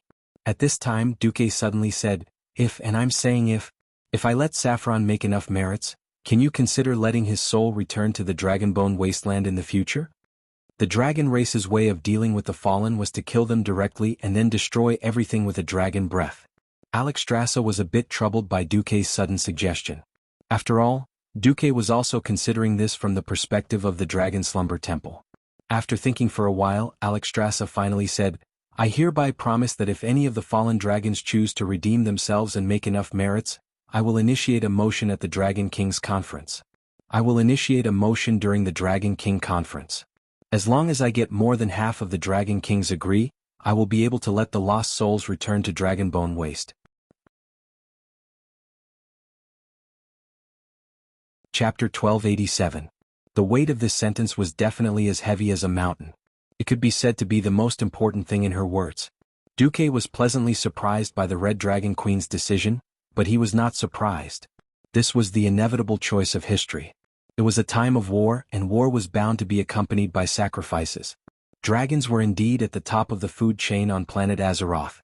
However, their tragic fertility and long growth time meant that the dragon army would only get weaker and weaker in such a fierce war. As long as demons did not die in the Twisted Nether, their souls could theoretically run back and be resurrected indefinitely.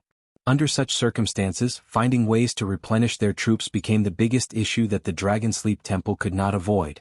After killing Nisario, the 4-colored dragons had vented their hatred. However, under the situation of the Burning Legion's continuous attacks, the weakening of the protective circle due to the absence of the Earth Guardian, and the increasing casualties was also there. Otherwise, there wouldn't have been the decision to recruit Onyxia into the Dragon's Slumber Shrine, and the fact that a fallen soul was allowed to return after redeeming itself. If it was the Dragonsleep Temple of the past, they would not have even thought about it. Rules were dead and dragons were alive. Alexstrasza wasn't stupid enough to challenge the rules with her limited lifespan. Just like the Alliance later in history, Death Knights, Demon Hunters and so on openly joined the Alliance camp. Now that the Red Dragon Queen had given an opening, if Duque still did not know how to behave, then he would have lived in vain. Since the Queen had given Duque a free hand, who would take advantage of it? Of course it would be Duque. Yo. Old dragon, you have a redemption scroll that is about to expire. May I ask if you want to use it? If you want to use it, please sign this indenture. Everyone could see that Duque was up to no good. However, no one could be jealous. Firstly, those who could sneak into the Alliance's hero squad were either kings or true heroes. Secondly, Duque's experience, status, and methods were not something they could imitate. Want to take a dragon as a follower? Sure. You could save the Red Dragon Queen first, or kill the Black Dragon King's entire family. Kill the males and take the females as mounts. If it was just a little bit off, perhaps some people would be envious and jealous. But if the difference was too great, then they could only worship him. At this time, Duque slowly walked towards the ashes left behind by Kel'Thuzad's death. He reached in and fished out one of the biggest spoils of war. Yes, it was the contract scroll left behind by Nizul. The scroll had the inheritance of the Lich King's frost divinity. Oh, it's Alexstrasza. Can you do me a favor? Duque waved the scroll. On the huge red dragon's face, everyone could see the queen's eyes roll. F***CK, other than Duque, there was no one else who could take advantage of the Red Dragon Queen. However, since Duque had helped her redeem the soul of an important blue dragon, and Angela still needed to rely on Duque's intelligence for the rest of her plan, the queen decided to help him. A portal with a diameter of at least 10 meters appeared in the void. The next moment, a red dragon claw that could easily grab a steam tank reached out. The black dragon claw with a perfect arc reached forward and tapped lightly. A drop of exuberant green life aura entered the scroll just like that. Done. Then the dragon claw retracted and disappeared without a trace. Others might think that Lich King Nizul's power was pure shadow element death energy, but that was not the case. He who had long wanted to rebel, had intentionally or unintentionally used the frost element that was completely different from the Burning Legion's warlocks as his main power. But when it came to purifying this kind of old demon, it was better for Duque to borrow the hands of others. After all, holy power, moral integrity and so on, Duque did not even have enough for himself. After purifying the shadow element, all that was left was the pure frost divinity. After casually saying a few words, the queen turned off the projection. Duque did not start absorbing the frost divinity on the spot because that would be asking for death. Since ancient times, there had been all kinds of mages who crossed paths. There was the arcane ice element and the frost element, then the arcane fire element, the pure arcane element, and so on. But there were no idiots who played with fire and ice. It was not that it was absolutely impossible, but the problem was very big. The essence of ice and fire was in conflict. Whether it was the element itself or the various metamagic abilities, they were all opposites that fought to the death. Secondly, without the arcane circuit as a foundation, the endurance would be very poor. One could be a three-element great mage of fire, arcane and frost. Note that there was a prerequisite, and that was to have a sufficiently powerful arcane magic circuit as a buffer. Therefore, before mastering the arcane divinity, Duque did not dare to directly absorb the frost divinity. One had to know that the flame divinity in his body was produced by Ragnaros and was extremely violent. If he rashly absorbed the frost divinity of the Lich King, he might explode on the spot. In addition, why was it said to be one of the biggest spoils of war? Because there was another highlight. Duke took out the Atish, legendary guardian staff, from his storage space. Although it was already emitting a strong magical wave, it was still not systematic and always stirred up turbulence of magical power. Duke's heart was beyond excited. That's right. He had already sensed that the body of the staff was made of 40 fragments, plus the head of the staff itself. The last remaining part of this artifact staff, the staff's tail, was just 10 meters in front of him. There, at a glance, was an empty wall. Only the connection between the artifact parts told Duque that it was where Kel Thuzad's treasure was located. Open. Duque waved the drumstick-shaped staff, and 3 translucent black crows appeared from the top of the staff. They flapped their wings through the phantom fog and circled above the treasure chest. A second later, the illusion collapsed, and every expert from the Alliance couldn't help but let out a sigh. The huge treasure chest with silver skull carvings made a clatter, sound and opened by itself. An inconspicuous wooden thing flew out, drew a gorgeous blue-purple arc in the air, and finally deftly embedded itself at the end of the staff in Duque's hand. In the next instant, the artifact staff that Duque held high bloomed with a brilliant glow. Powerful arcane magic fluctuations surged out like raging waves.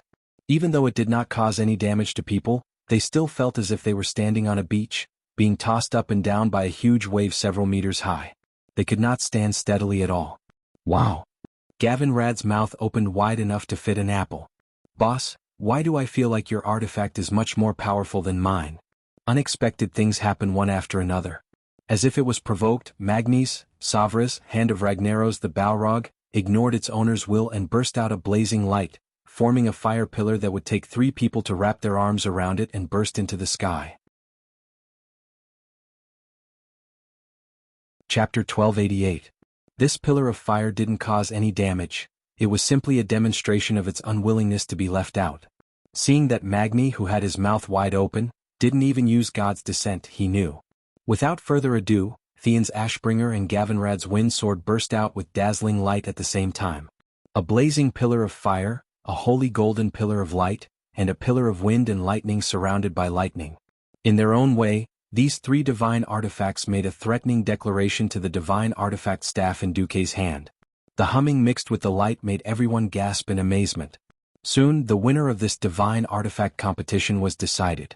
The radiance of Atish, in Duke's hand, grew brighter and brighter. The purplish-blue light became the only theme in this space. Even the frost around the hall was dyed red. At this moment, something happened that left Duque speechless. 3 black, translucent crows appeared again, making unpleasant caw-caw-caw. To put it nicely, it was a clear sound, but to put it bluntly, it was a pain in the ass. This reminded Du Mohan of the cartoons he had watched in his childhood. Whenever the time came to complain, there would be a black crow flying elegantly in the sky. As it flew, it would shout, "Idiot! Idiot! Idiot!"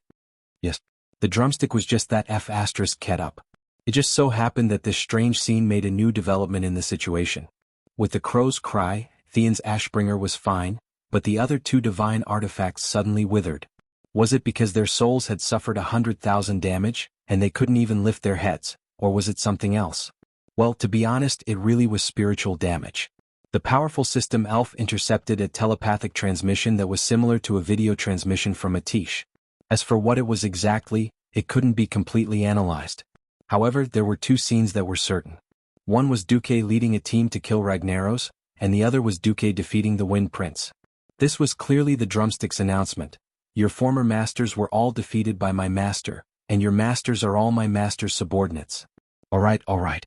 Duque was dumbfounded. He almost wanted to spread out the legendary brush and ink on the spot and write a word of admiration for Atish. Damn it, even though you're a godly staff at your level, you still know how to use data to slap people in the face. There's no one else like you.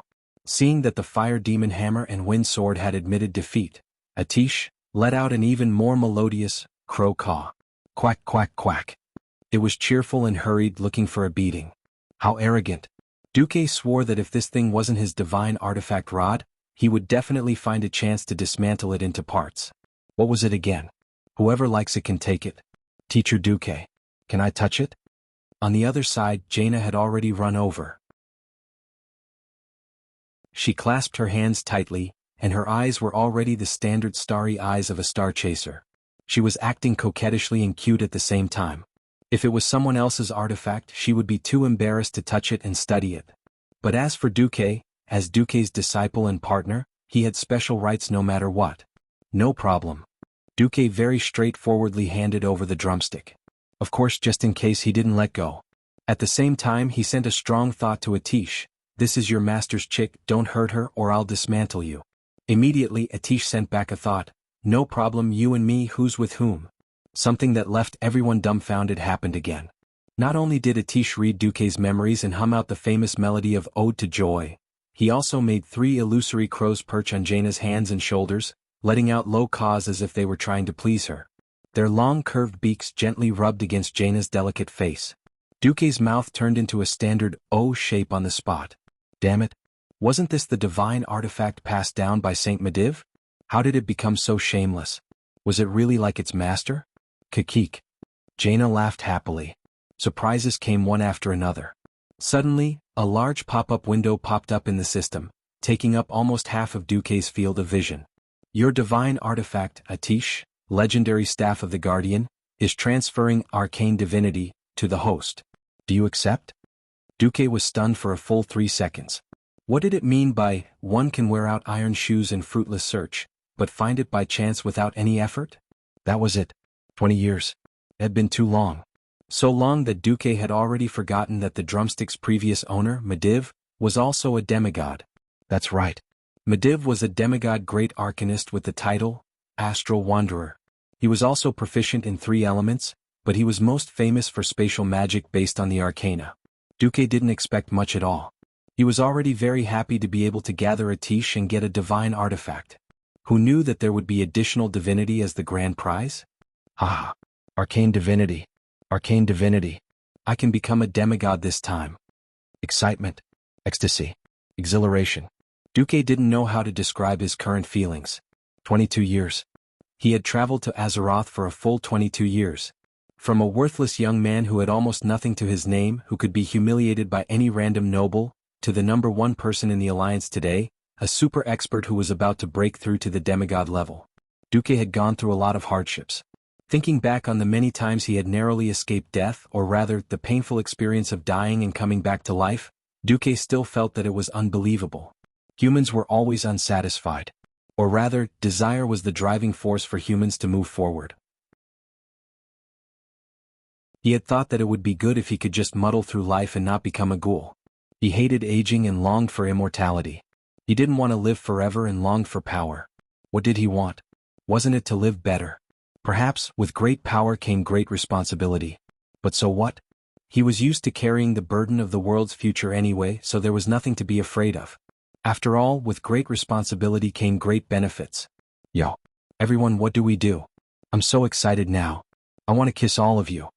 In the whisper of the wind, Duque said excitedly. Originally, his relationship with his lovers was kept a secret. Rumors were just rumors. If he didn't admit it publicly, no one could do anything to Duque and them. Although in theory a few of the queens were already over 30 years old, with the eternal blessing, age had lost its meaning and no one could say anything. At this moment, Duque was trying to stir up trouble and make everything clear. As soon as Duque said this, Jaina was the first to enjoy the benefits and kissed him without hesitation. So fragrant. Looking at the silver line connecting the lips of this so-called master and disciple, Gavin Rad was embarrassed. But this was just the beginning. Chapter 1289. Aurelia moved quickly. She was the second to pounce on Jaina the moment she finished kissing Duque.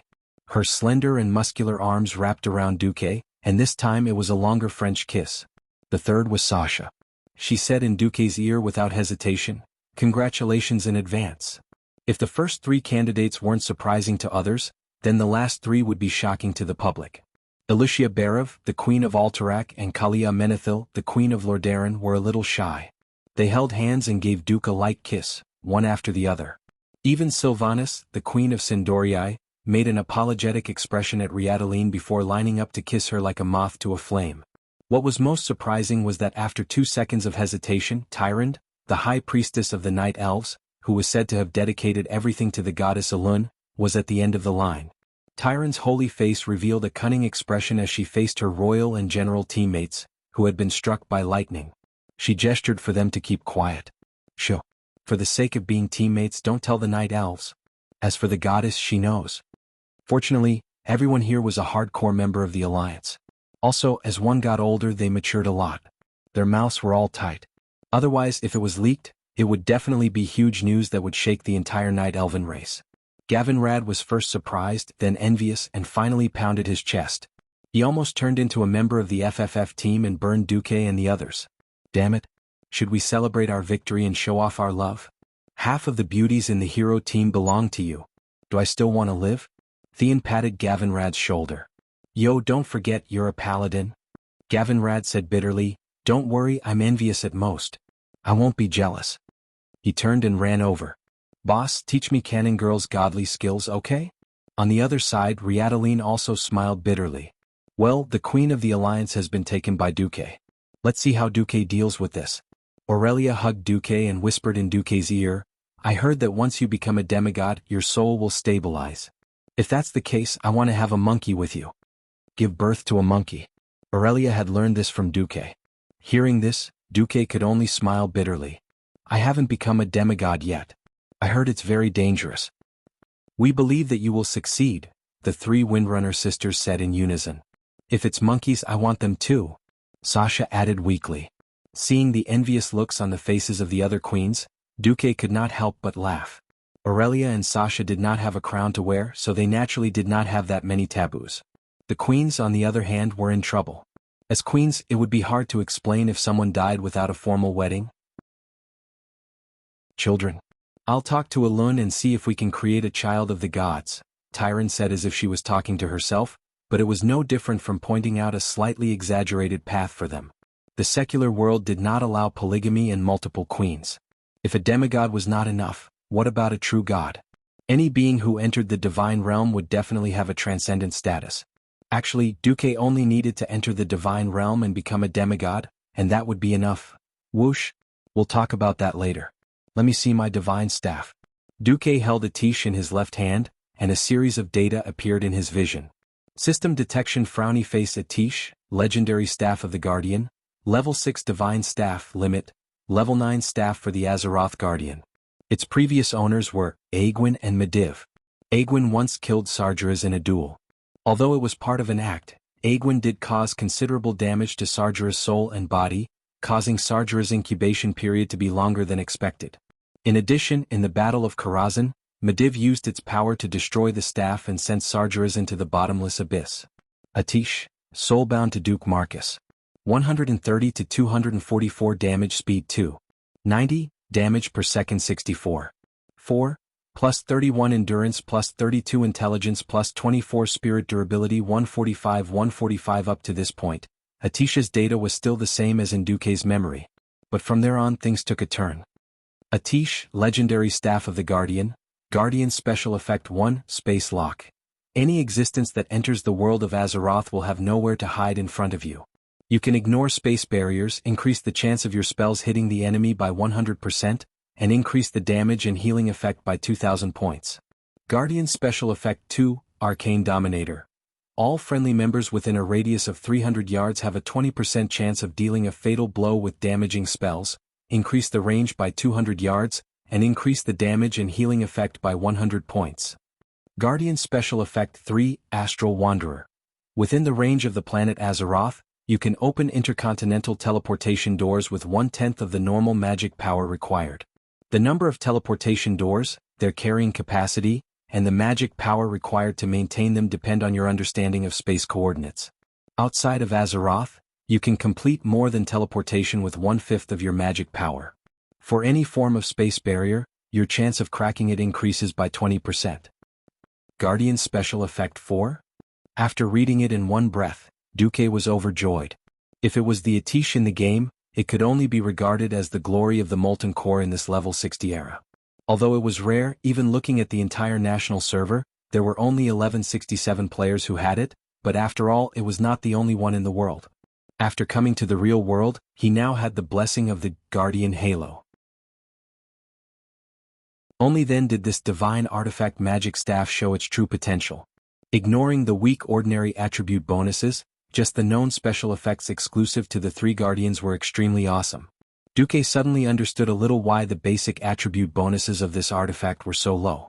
If the bonuses of endurance and intelligence were also super high, then this artifact would not be grade 6 but grade 9. Duque had no clue how to upgrade this artifact staff. Duque planned to find Medivh or his mother Aegwynn when he had time. Surprises came one after another. At first, Duque's moral integrity only provided additional fire attribute bonuses because the magic power supply was not perfect. Now it was completely different.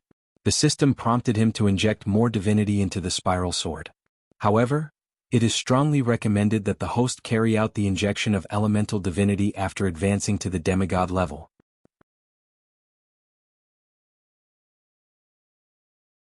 Chapter 1290. After all, the previous system notification said, if you can absorb more elemental divinity, the power of the divine sword will be greatly increased. Now it was strongly recommended to come back after leveling up. There was only one explanation: injecting it after leveling up would be more beneficial to Duque. If Duque was still in a slightly confused state before, now Duque had completely understood that the time to break through to demigod had come. As long as he finished up the work in Naxxramas, with Atish, Duque was now a genuine guardian of Azeroth. If there was anything different between him and the previous guardians, it was that he lacked the demigod magic that was infused by all the members of the Tirisfal Council. That wasn't important. As long as he broke through to demigod, everything would be solved. Duke lifted Atish gently and immediately felt that his arcane magic circuit had increased by more than 200%. The surging magic power reverberated in the huge circuit formed by the connection between himself and the divine artifact staff.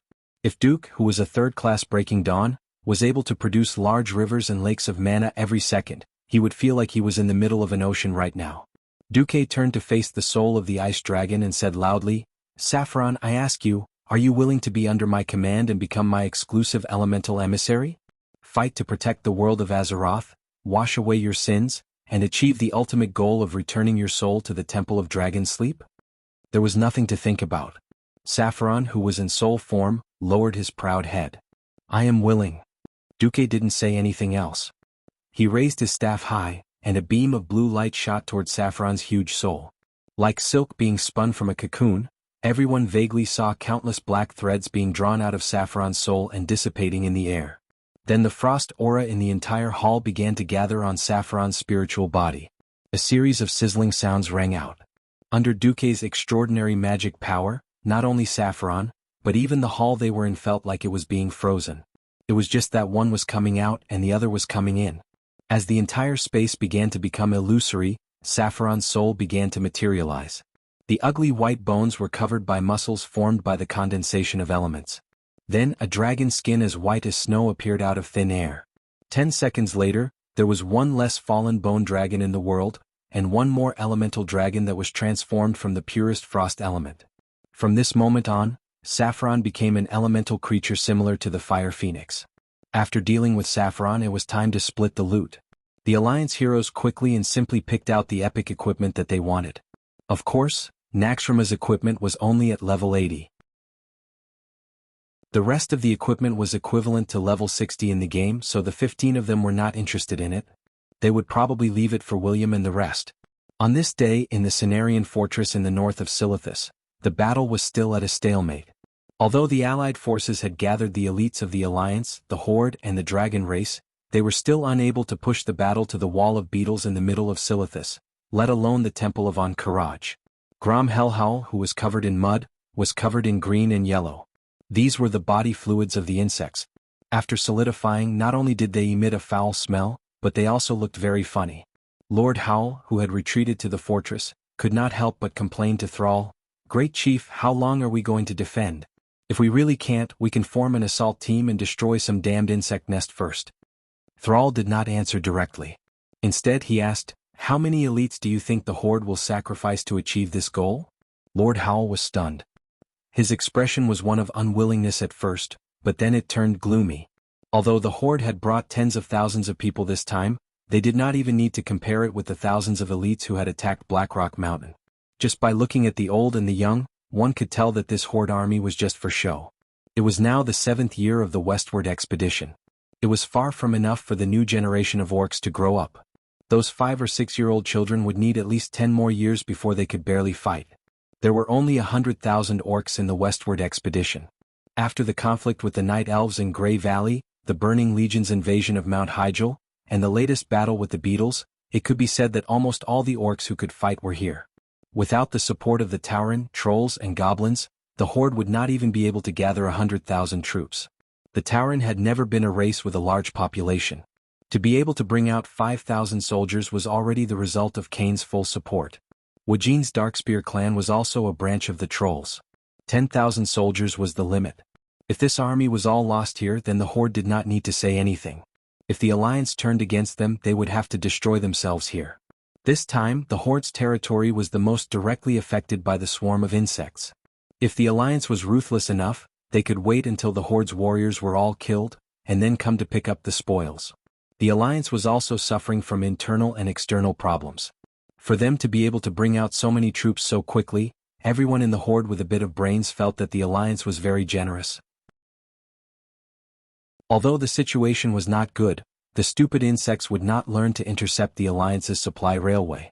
With the continuous flow of firearms, the battle-loss ratio was still very eye-catching. Often, the death of 100 giant insects taller than the orcs was the sacrifice of one Alliance or Horde warrior. In a situation where the Alliance's priests were so powerful, as long as they were not beheaded on the spot and dragged to the rear, even if they were still breathing, they could be saved. Therefore, when Duque made it clear that they would wait until they dealt with Naxxramas or Zul Gura before taking further action, Sal and Wajin raised their limbs and voted in favor. Not many people would die, and it would allow the young orc warriors to gain valuable combat experience. This kind of good thing did not happen every day. Other than the worry that after the Alliance and the Horde joined forces, it would increase the possibility of the Horde being annexed, there was nothing bad about it. Just as Grom was about to leave, Sal and the others suddenly heard a shrill cry, "Warning, there are army-level insects." Army-level insects were super-large insects that could only be killed by an entire army. Thrall and Grom turned their heads and saw the mountain-like beetle in the distance. Again? Damn it. There are more and more of these things recently. Grom spat fiercely, then picked up his bloodhowl and turned to leave. Wait. Let's go together. Army-level insects also meant the terrible vitality of the insects. Although the attack power of that thing was not too terrible, the giant beetle was basically immune to existing artillery fire. If it was allowed to rush to the edge of the fortress, it would undoubtedly greatly affect the line of defense. Once the line of defense collapsed, it would be filled with human lives. In the absence of the main force of the Alliance, the lives of the Horde warriors would naturally be filled. At this moment, there was a sudden roar of cannons from the clouds.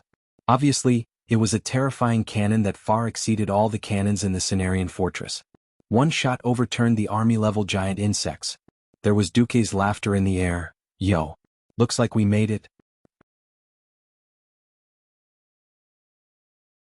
Chapter 1291. Giant ships, cannons, countless men's dreams. Sal and the tribal warriors looked up at the sky. At first, they thought it was another flying ship like the Skybreaker. Obviously they were wrong. It was flying, yes, but it was not a giant ship but a huge fortress. No one would forget the terrible figure that once wreaked havoc in the main cities of the major races. In the eyes of many ignorant tribal people, it was almost a scourge. It was boundless, floating in the sky, and there was no way to fight it. Every person could only hide in the main city with the strongest defense, trembling, listening to the terrible wail of death lingering in the sky, waiting for the judgment of extinction to come. Cannons couldn't hit, magic couldn't reach, and the two-footed flying dragons that were sent out would only be brutally wiped out by gargoyles more than 10 times their number. Every tribal warrior still clearly remembered the humiliating days when they could only be beaten in pain and unable to fight back. Now what was this? Directly south of Cenarian Fortress, Naxxramas slowly descended from the sky. It swooped down violently, sweeping away large swathes of clouds, and stood between the allied forces and the swarm of insects in an extremely domineering manner. It easily blocked the insects flying from the south. Above Naxxramas in the sky, there was still the terrible giant skull relief. But the shape was a bit like a roly-poly doll, with a square bottom and a conical top composed of 4 edges. The 4 corners of the fortress fluttered in the wind with the Alliance's blue background and golden border lion flags. Even though Naxxramas looked much more dilapidated than before, there was a very obvious big hole facing the north. This should be what the Alliance said in the report to the tribe, that it was blown up by the floating city Dalajan. Even so, Naxxramas was still a daunting fortress. Soon the fortress opened fire. As soon as they arrived, they unleashed a barrage of bullets. Many of the insects were badly mutilated, and their broken bodies and limbs fell from the sky. Huh. Sal frowned immediately. Great Chief, you also noticed? Woken said. Yes. Naxxramas' firepower is much weaker than I remember. As soon as Sal finished speaking, he found that Jaina had come. That's because after the Alliance seized Naxxramas, they discovered that many of the shadow magic towers couldn't be used. Jaina's crisp and slightly intellectual voice was pleasant to the ear no matter the time. Sal did not know that because of Duze's appearance, his personal relationship with Jaina was destined to be 2 parallel lines that would never intersect. Seeing Jaina, who was supposed to be the core member of the assault team, appear in front of him so calmly, how could Sar not know the outcome? Still, he asked in disbelief, did the Alliance really take over Naxxramas? Jaina nodded. Yes, the evil soul of the great Lich Kel, Thuzad, has been completely purified. From today onwards, the former Scourge stronghold, Naxxramas, belongs to the Alliance. Sal and other tribal chiefs have an indescribable feeling in their hearts. Once upon a time, they thought that by going west to Kalimdor, they could get rid of the Alliance's control. As long as they could gain a foothold in this slightly barren land, they might be able to compete with the Alliance across the sea. If the establishment of Theramore was a nail in the hinterland of the tribe, and the Night Elves joining the Alliance was to further suppress the expansion space of the tribe, then this floating stronghold was obviously the scythe of death hanging over the tribe's head. Since the Scourge army could use Naxxramas to hang the major cities of the tribe, the Alliance could do the same. No, it could even be more than that. When the city of Duroder was first built, the tribe was very excited. At that time, the tribe's territory was also small. Who would have thought that Duque's arrangements were so far-reaching, attacking the new main city of the orcs from the south and north? It was not obvious at first, but as the tribe continued to expand their settlements throughout the continent in order to compete for resources, they found that there was a noose around the tribe's neck, slowly strangling the tribe to death. The Alliance did not take the initiative to attack the tribe. After all, it was the insects that were slaughtering the people of the tribe. On the contrary, the Alliance still appeared in front of the tribe as allies and saviors. Oh, next it's up to the Alliance. Sal answered and sighed. In fact, the situation of the tribe could be described in one sentence. People who do not think far ahead will have immediate worries. If they did not deal with the raging insects, there was no threat to the Alliance at all. In mid-air, the huge floating stronghold suddenly seemed to disassemble itself, and several huge decorations on the outer wall fell from the air. That is, Sal murmured. Jaina laughed. How could the Alliance want that kind of decoration again? At this time, everyone saw clearly that it was Naxxramas who threw down the large skull relief sculpture that was the size of 10 football fields from the outer wall of the upper half of the stronghold. Yes, the Alliance was not pirates, nor was it the Scourge army. This kind of decoration that was meant to scare people, the Alliance would definitely not use it. The huge stone sculpture smashed down from 1,000 meters high, and immediately there was a tremor in the mountains. Of course, the effect was also obvious. The stone sculpture that was 30 meters thick came crashing down, and in the eyes of the insects, the scene was like the sky falling down. The huge and seemingly endless shadow pressed down, and the insects in the middle had no place to hide and were crushed into meat sauce on the spot. Splat! The insect slurry that splashed out from the cracks of the broken stone sculpture was a full 10 stories high. On the stronghold 2,000 meters away, almost every Alliance soldier who witnessed this scene could not help but grit their teeth. Immediately they let out the most enthusiastic cheers. Ha ha ha ha. Good. Kill those brainless insects. Long live the Alliance. Under the watchful eyes of the 100,000 Alliance soldiers on duty, Naxxramas moved again, slowly flying to the southeast of Cenarian's stronghold. The two strongholds, one on the ground and one in the air, formed a triangle with each other. Naxxramas descended. Because the speed of its descent was very slow, even when it landed on the ground, it did not cause much shaking. It only flattened several large sand dunes. On the side facing the railway, the stronghold opened a super gate that was at least 20 stories high, and a ramp that was 30 degrees from the ground descended. Jaina laughed. The Alliance is going to arm the entire Naxxramas stronghold as a mobile base to advance the front line. Now, on behalf of the Alliance Commander Duke Marcus, I officially request the Horde to send about 2 clans of troops as the garrison of the stronghold. After that, Jaina showed Sal an official document written in both Orc and Human Common language, stamped with the seal of the Alliance Command.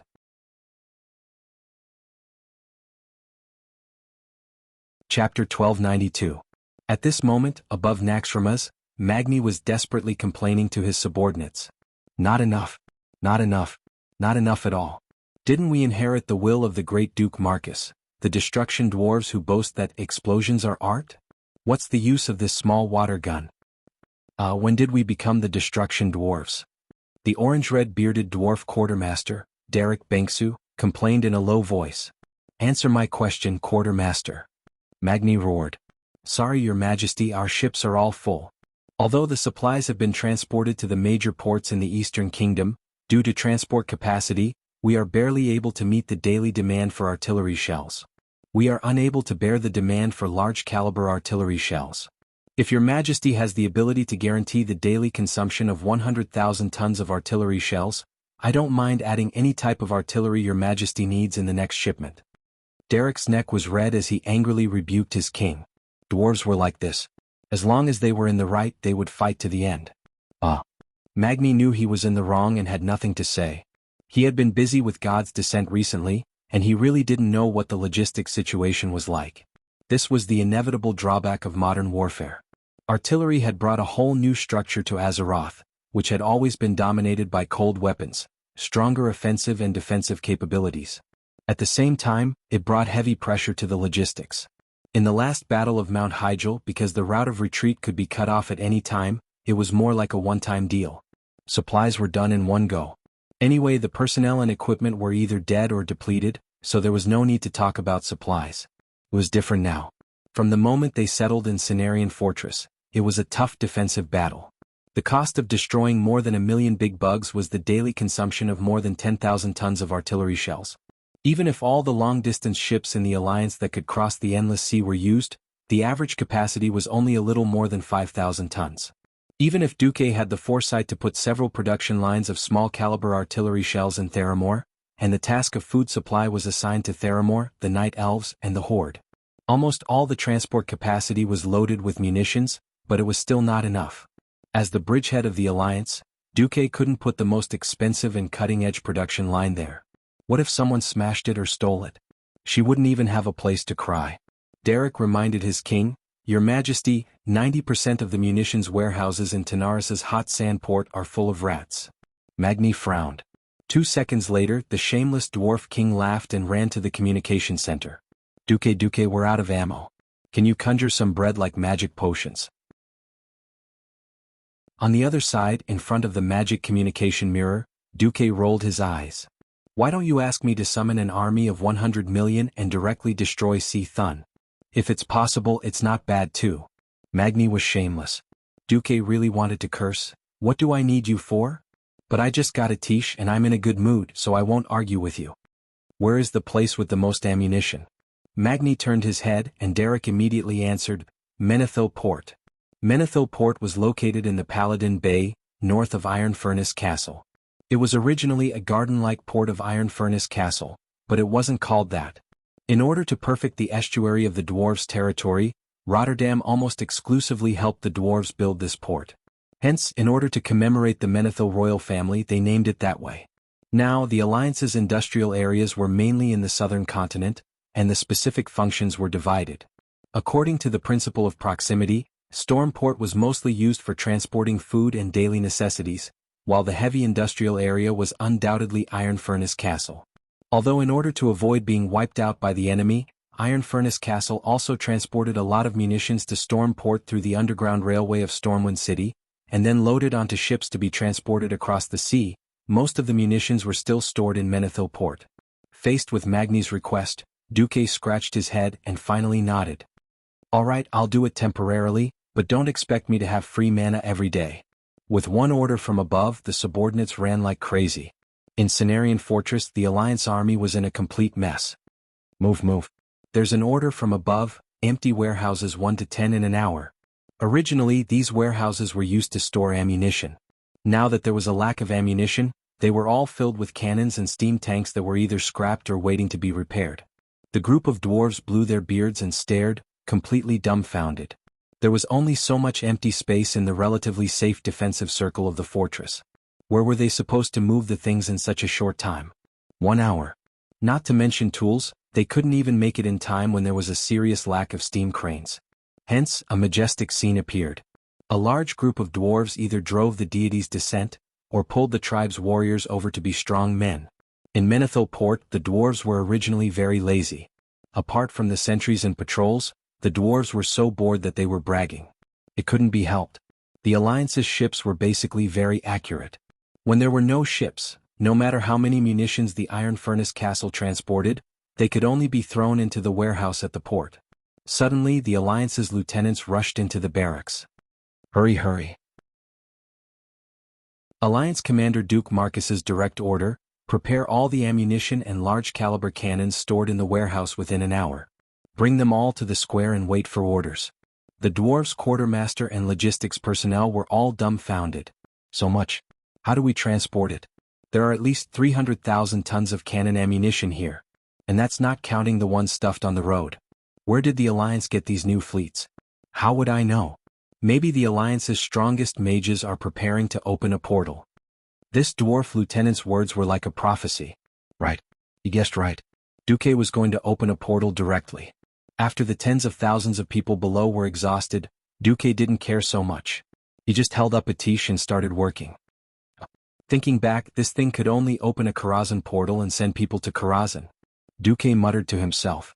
Of course, as a good, pure, and lawful citizen, Duke would often use a tiche to open a Karazhan teleportation portal beside the teleportation portal that the other mages had opened to return to Ironstove Castle or Dalaran. Of course, as a good, pure, and lawful citizen, Duke knew that many of his party members were very talented in destroying the Hearthstones that could teleport them home. He even put the two portals almost together. In the end, a bunch of people who didn't know the truth were bitterly sent to Karazhan in the wilderness just like that. It was purely a slip of my hand. You really can't blame me. No one would have thought that an evil priest could actually open a Karazhan portal. At that time Duque was scolded quite a bit, but Duque was very proud. He had one of the 1167 Atish in the entire national server.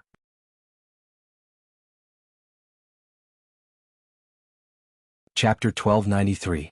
At the side, Elucia watched as Duque fell into a state of reminiscence and almost drooled wickedly. Even Elucia, who was most agreeable to Duque, could not help but facepalm. Please Duque, please pay attention to your image. If your image collapses it will affect us, alright? Sorry? It did not matter what he looked like. Wandering around without knowing how bad he looked was a capital offense. Duque's expression froze. He was that sanctimonious fake king again. Oh no, he was that handsome commander of the Alliance again. After advancing to Breaking Dawn, Duque rarely chanted magic. Whenever he needed to chant, it would be a large-scale spell. The next moment, Duque's voice traversed space and time, echoing in the sky above Menethil Port and Cenarian Fortress at the same time. It seemed close yet far. The chanting was filled with ethereal inspiration, as if Duque's voice did not come from the other side of space, but from the divine domain. The incantation for the portal was a magic incantation that every Radiant Moon Archmage had to learn. After countless generations of cuts and improvements, it had become unchangeable. O lost soul wandering the world, may the stars give you guidance. May the earth bear your burden. In the name of Duke Marcus, I open a bridge that connects heaven and earth, and turn the natural moat into a path. The incantation was the main point, but the series of spatial coordinates that appeared in his mind at the same time was the most important. For something like spatial teleportation, if one only needed to teleport between two places without any gap, then one only needed to remember the starting and destination coordinates. However, Azeroth was also a self-moving planet. To complete a continuous teleportation for a long period of time, one had to constantly change the spatial coordinates according to the planet's self-movement. Simply put, it required a series of absolutely correct spatial movement formulas. Any mistake would cause the teleporter to be beheaded at best, or disappear forever in a spatial rift in the worst. This was why teleportation often only happened between mages and major cities. Now, what Duque wanted to complete was definitely a great spell that could be recorded in the annals of history. On Duque's retina, a huge amount of data poured down. The system elf's prompts kept coming, spatial coordinates loaded. Calculation of spatial variable formula completed. The coordinates have been tested 233,333 times. The error rate is infinitely close to zero. Self-examination complete. Begin teleportation. Open portal 1 to 128. That's right, Duque was just that awesome. What he couldn't do in the past, Duque could now easily do with the help of the divine artifact Atish. Of course, with his limit, it would not be a problem for him to open 1024 portals at the same time. Considering the continuity and risk involved, Duque decided to be very safe and open 128 doors first. In the open space of Menethil Port, the dwarven logistics troops were all stunned as if they had seen a miracle. They stared at the desert world and the magnificent elven-style fortress on the other side of the portal, completely speechless. All of the dwarf's flattery and speech were stuck in his throat. What are you waiting for? Do not increase the burden on Commander Marcus. On the fortress side, the dwarf quartermaster Derek's angry voice finally woke up the dazed guys on the other side a little. The dwarves immediately shouted and began to hurriedly send the munitions boxes through the various portals along the makeshift conveyor belt. Be careful, idiots. Even if there is shock absorption equipment inside, if it accidentally explodes, it will blow us all up into the sky. The third team. First, transport the 155mm ones. The cannons on the other side have priority in resupplying ammunition. Before starting, every field officer had given a death order to the lieutenant below. The lieutenant gave a death order to the non-commissioned officers. Most of them very cordially conveyed to their subordinates, such as, the cannonballs that can't be transported will be stuffed into your mouth. So none of the dwarves dared to be lazy. In addition, Duque used a projection to mark the remaining time on each portal, which made every dwarf move more quickly. In the Cenarian Fortress, the tribe was also shocked to the point of being completely speechless. Could such a large-scale teleportation really be done by mortals? Sal's body leaned slightly to the left, and a ghost-like shadow appeared beside him. The former Sun King, now the leader of the Forgotten, Anastrian. As a newly promoted tribal leader, Anastrian put his position in the right place, at least it looked like this. He covered his left chest with his right hand and bowed slightly. I can't do it. At most 3 portals of the same level, each delivering 50 fully armed tribal warriors, is already the limit, and the consumption of magic gems is massive. If the Well of the Sun was still in my hands, then it would be 10 portals at most. Wajin asked in a low voice, aren't you all Breaking Dawn archmages?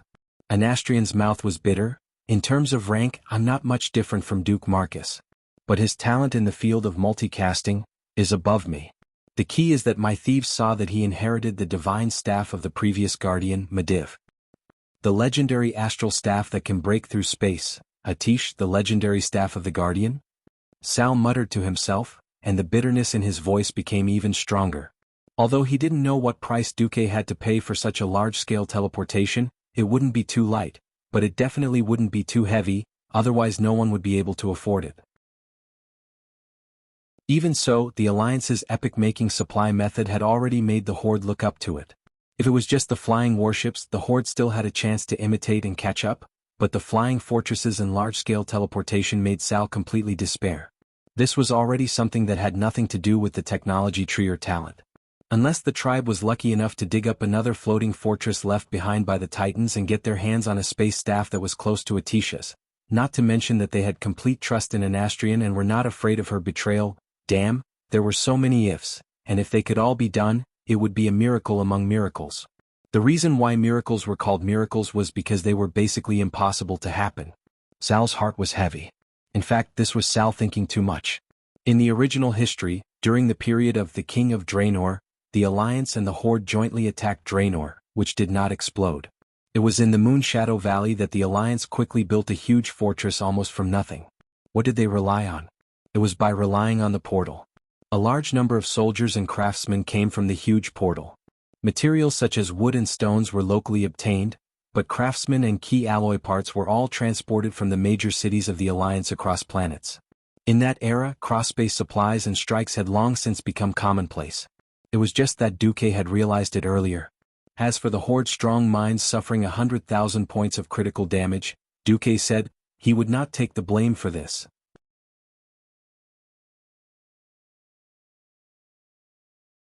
Chapter 1294. The Dalajan could also fly, but the Dalajan was the capital of a country. It wouldn't be good if it was damaged on the front lines. If the mage towers in the outer perimeter were to be destroyed, the Novice Mage Training Institute in the center would be damaged. Forget about whether Luo Ning, who had died somewhere, would be furious when he returned. Duke would definitely be heartbroken. Right now, Dalaran was his backyard and a training ground for talents.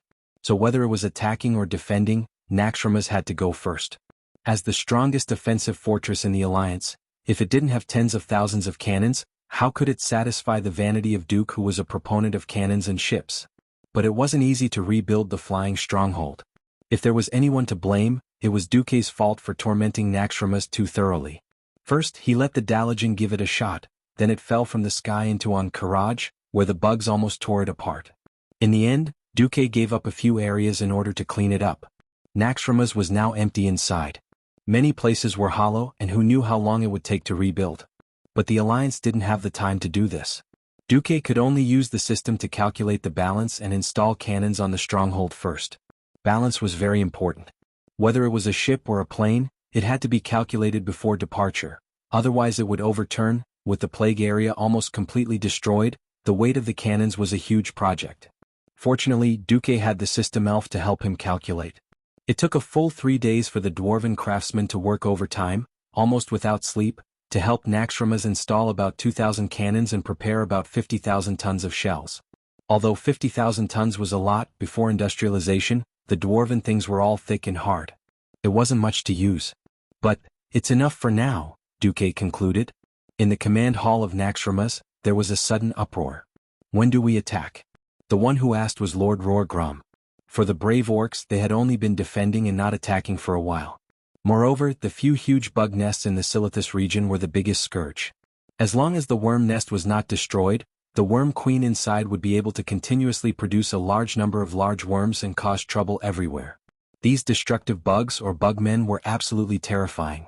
They didn't mind meat or vegetables, and anything that could be called a living creature could be their food. The vultures in the sky, the scorpions and snakes in the desert, and even the cacti could be their prey. Just like that, the queen of the swarm unscrupulously replenished her nutrients, and then gave birth to 4-digit eggs every day.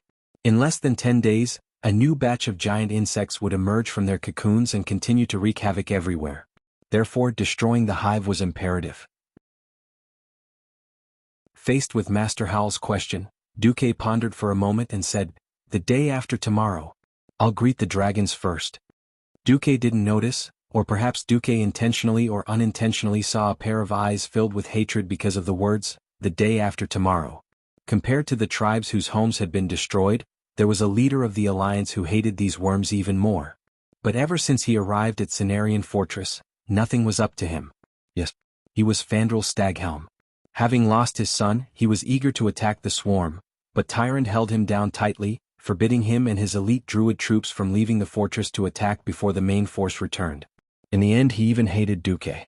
Now that Duque was attacking from the rear in order to reorganize, it made him grit his teeth even more. But Duque ignored him. He let Magni discuss the deployment of troops with Thrall, while he used the compass to find Alexstrasza. Yo. Your Highness, are you worried about the big trash in the void? The remains of the burning Legion's warships. The Red Dragon Queen's eyes lit up in the magic mirror.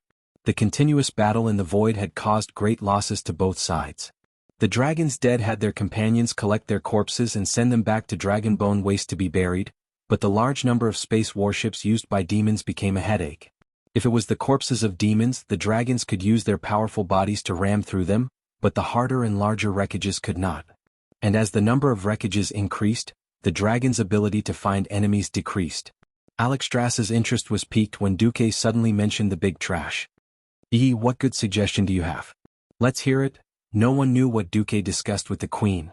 Anyway, the day of the army's deployment was fast approaching. Door of Darkness 22, March 18th, 8 a.m. Uncharacteristically, Duque wasn't in charge of the Alliance's main attack this time. The commander-in-chief was Magni, the cannon maniac, while Thrall and Tyrande were in charge. Outsiders might not understand, but those familiar with the Alliance knew that under Duque's guidance, the Alliance had long since abandoned the medieval style of warfare. Now, as long as the conditions allowed it, they would use their cannons to bombard everything that could move within their field of vision. No, today was a little more special. Standing on the platform that Naxxramas had specially opened up, looking down at the ground 3,000 meters above the ground, it was a strange feeling. This height had long surpassed the height that flying insects could climb. What was a beating up? This was a beating up. Thrall's eyes narrowed. He could already see the outcome of this battle. This was like using cannons to fight primitive people. It was just that unreasonable. All right. Your Excellency Tyrande Whisperwind, since Duque has left the opening to you, my little fellows and I will watch the show first. Magni gave up the main position. Thank you, Your Majesty Bronzebeard. Tyrande didn't stand on ceremony and stood in the middle. Time was up. Tyrande raised her head slightly. Her clear eyes seemed to emit two sharp rays of divine light. It pierced through space, through the clouds, and looked straight into space. A second later, Tyrande's long green hair suddenly started to flutter even though there was no wind. She only wore a golden bracelet, and her well-developed arms were raised high, revealing the beautiful lines of her muscles. She focused all of her attention as if she was searching for something and guiding something. She shone brightly, and under Elun's divine power, the clear sky suddenly darkened. The sun and clouds seemed to have disappeared, and everyone could suddenly see the stars in the sky. Above the atmosphere, a void battleship that had been broken for who knew how many years was being pulled by several ancient dragons was changing its orbit, falling from the planet's synchronous orbit into the designated route. Soon, in the pitch-black void, a long line of fire lit up the entire defense area of the dragon aspect. Even in the midst of patrolling, the soaring dragons still turned their necks to look at that bright red.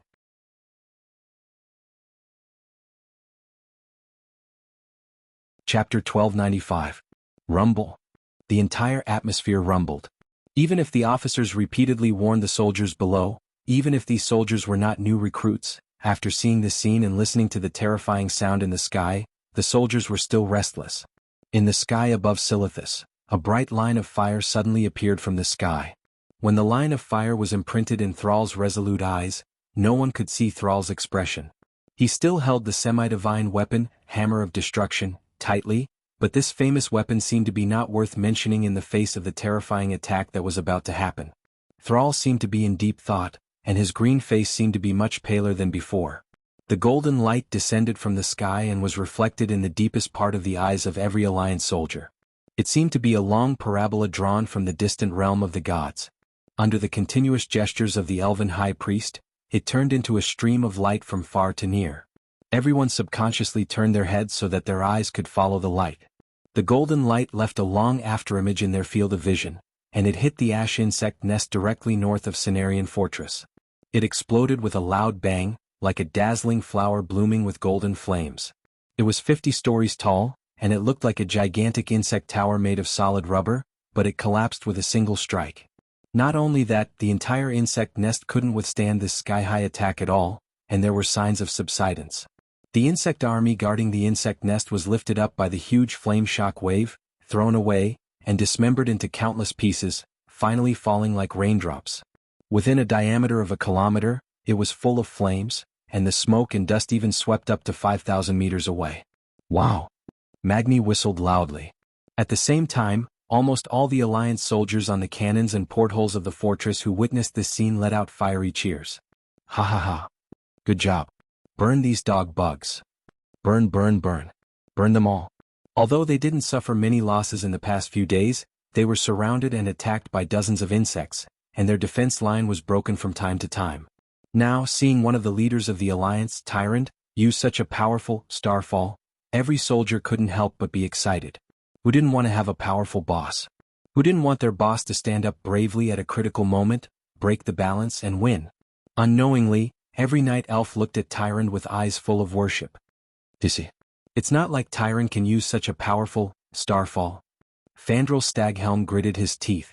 He was right. Of course, Tyrant didn't have the divine power to summon such a large meteorite fragment.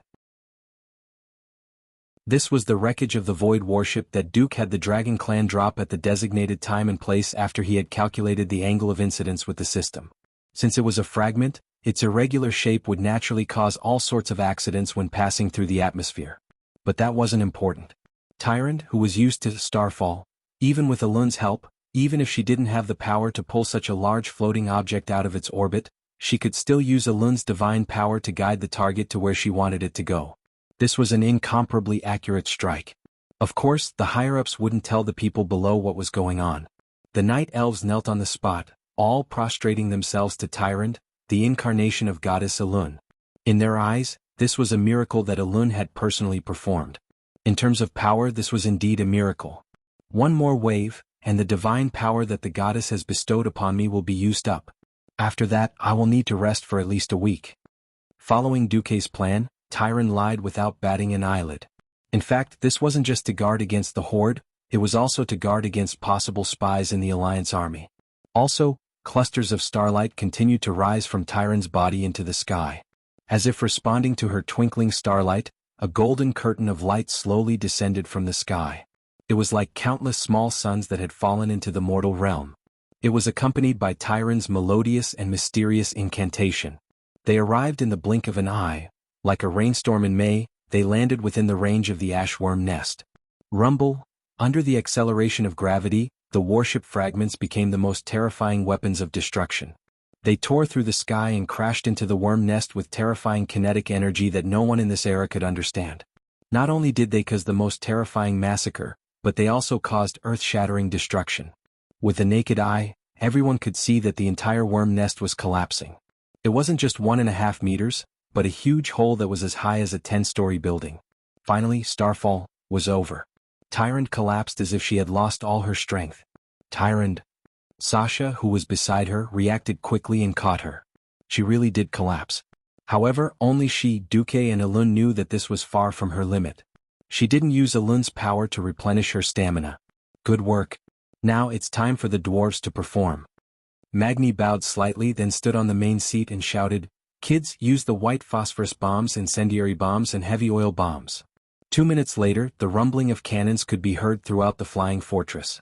The ashworm lair was already on fire. After all, the falling meteors weren't real fire elemental attacks. Now that they had enough ammunition, the dwarves turned the entire worm nest into a sea of fire. Speaking of which, if these things were used on humans, it would definitely be insane. For example, if the white phosphorus bombs burned a person, they could burn through the skin all the way to the bones. It felt like it was comparable to the skinning spells of the Calamity Army. If it was used on insects, who cares if they die? Only dead insects are good insects. Understand? The furious cannons continued for a full hour. After firing off over 10,000 tons of cannons, the beastmen were already numb to the sound of shells retracting, not to mention the continuous sound of cannons. Fortunately, they had given out earplugs early on. Otherwise, all of them would have become deaf. Until noon, when the Alliance and Horde mages used large-scale magic formations to cast war-level spells and extinguish the fire with frost, it was finally the infantry's turn. Go. We need to find the queen of the worm nest. We just want her corpse. The infantry of the Allied army, who had been holding back for so long, finally had a use.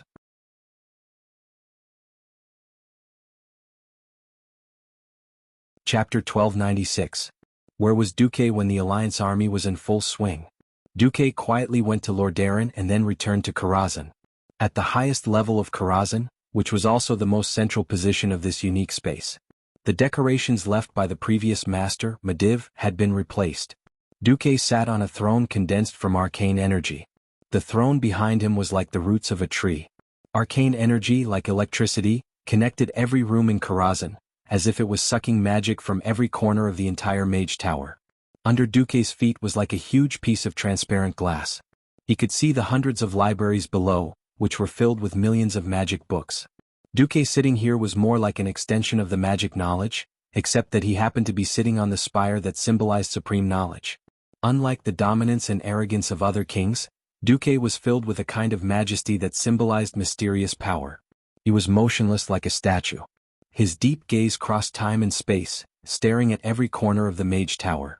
The Einherjar guarding the entrance of the gate, the Einherjar attendants preparing to welcome guests in the arched hall that towered like the sky, the Saintess of Chastity waiting for the enemy at the end of the arcade, the curator who was vigilant in the library.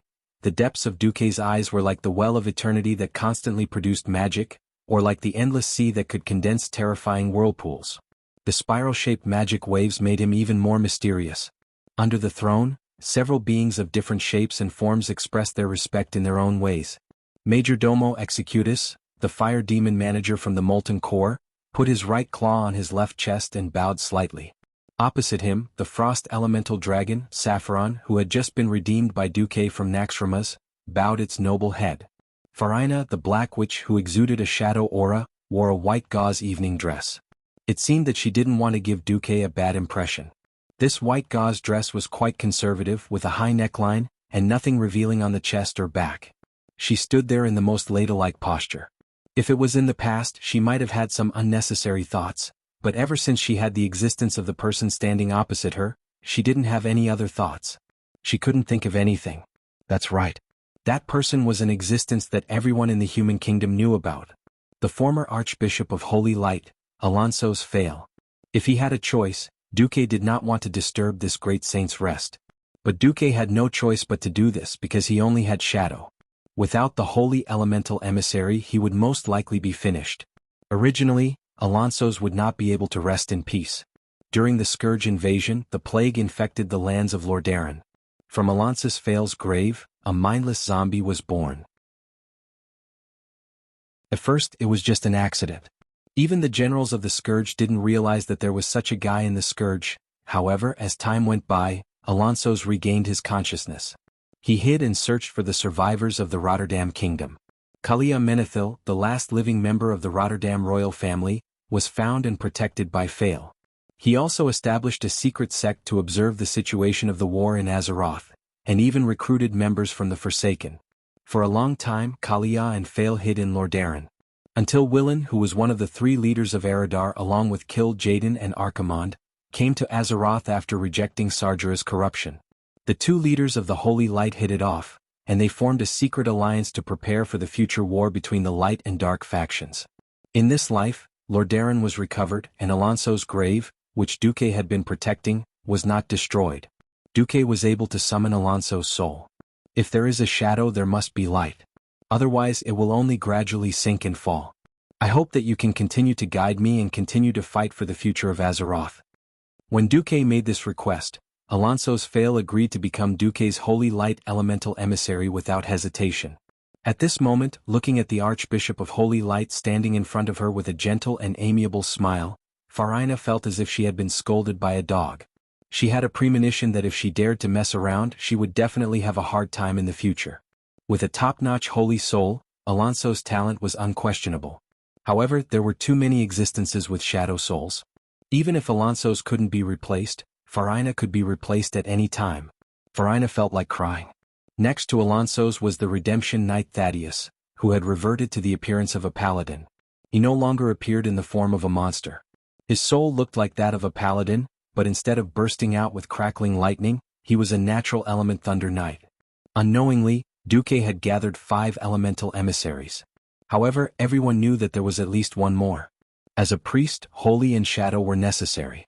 Similarly, as a mage, once they had Fire and Frost, all that was left was arcane magic. It was not easy to find a special soul that could contain powerful arcane magic and treat arcane magic as a life form. For a while, Farina sometimes thought maliciously that Ronin's disappearance was fake, and that Duque had actually killed Ronin and made him an elemental emissary. Fortunately, the Black Witch did not dare to say this out loud. Otherwise, Duque would definitely serve her with leather whips and candles. Cough, cough, torture. Fortunately, Duque had obtained such a powerful arcane magic soul almost at the beginning of Duque's rise to fame. The door of the hall opened with a loud bang. Under the gaze of the 12 Einherjar guards, a soul mage slowly walked in. Walking on the bright red carpet, his appearance could not be considered heroic, but he had a dignified air of a scholar. He wore a hood-like, Mind Union headgear, and a dark blue Edward's Will, that complemented the complex elvish style. In his left hand was a red prismatic crystal, and in his right hand was a Nazresm soul blade, that looked like a cluster of flames. On his back was a fiery red secret ruby cloak, that fluttered in the wind, and the ring of grim storm on his finger was shining. This gorgeous mage equipment was comparable to that of the main force of the Alliance's hero squad. In the original history he would have been the one to shine brilliantly. Unfortunately in this life he was unlucky and was killed by Sargeras. But that was not important. After managing Karazhan for Duque for more than 20 years, he finally stepped onto the glorious stage of Azeroth. Yes. His name was Khadgar.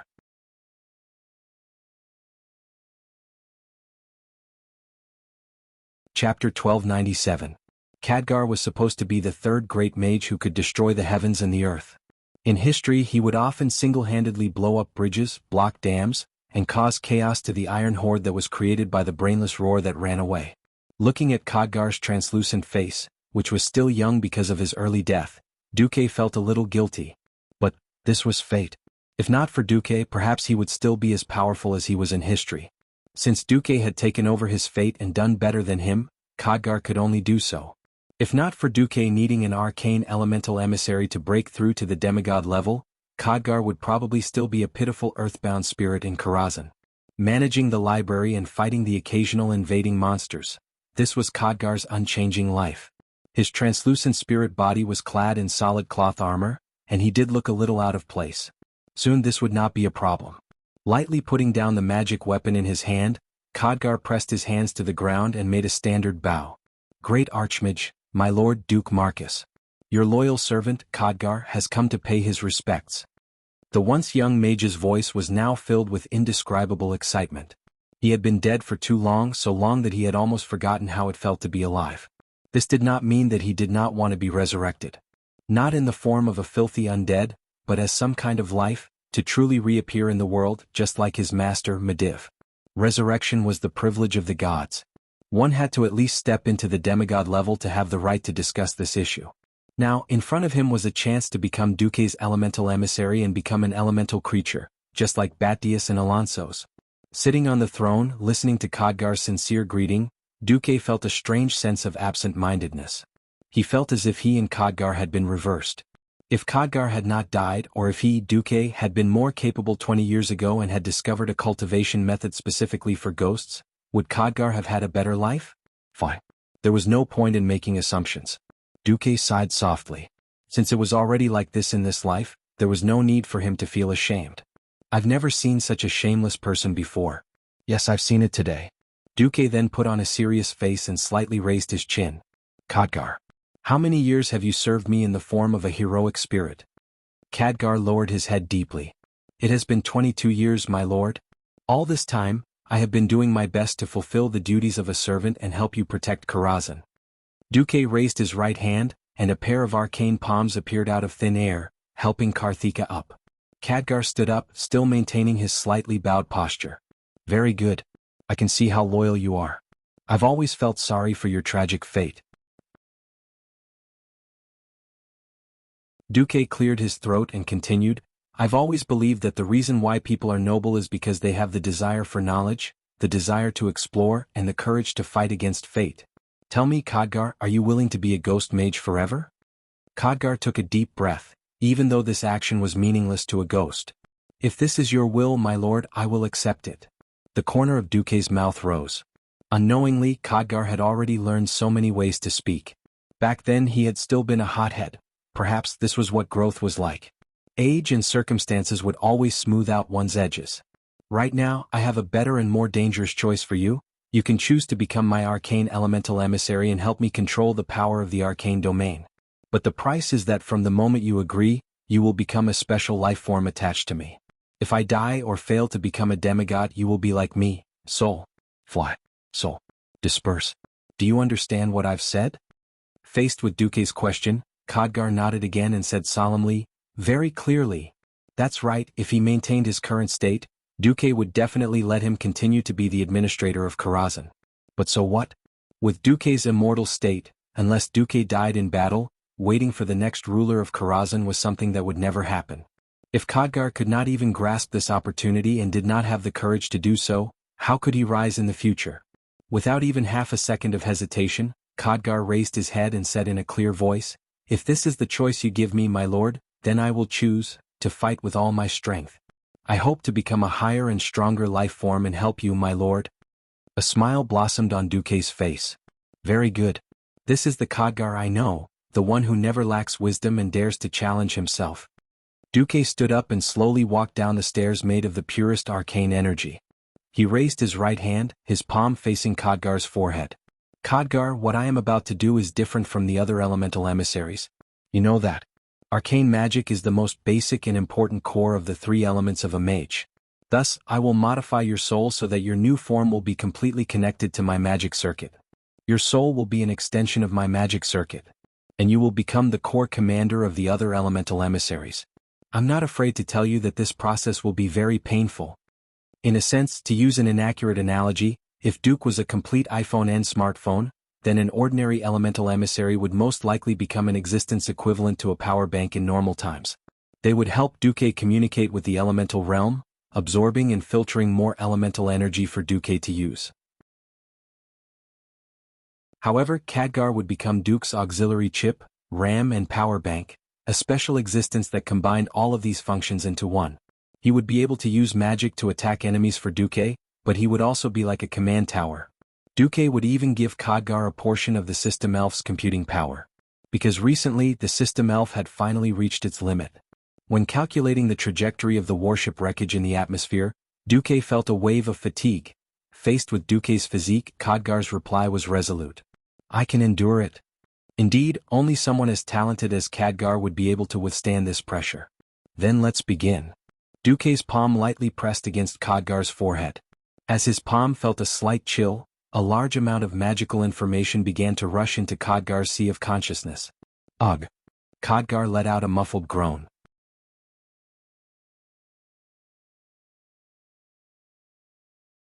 Chapter 1298. Everything in the world had to be done step by step, and Karthika didn't have extraordinary talent from the very beginning, directly becoming the world-destroying great master of true virtue.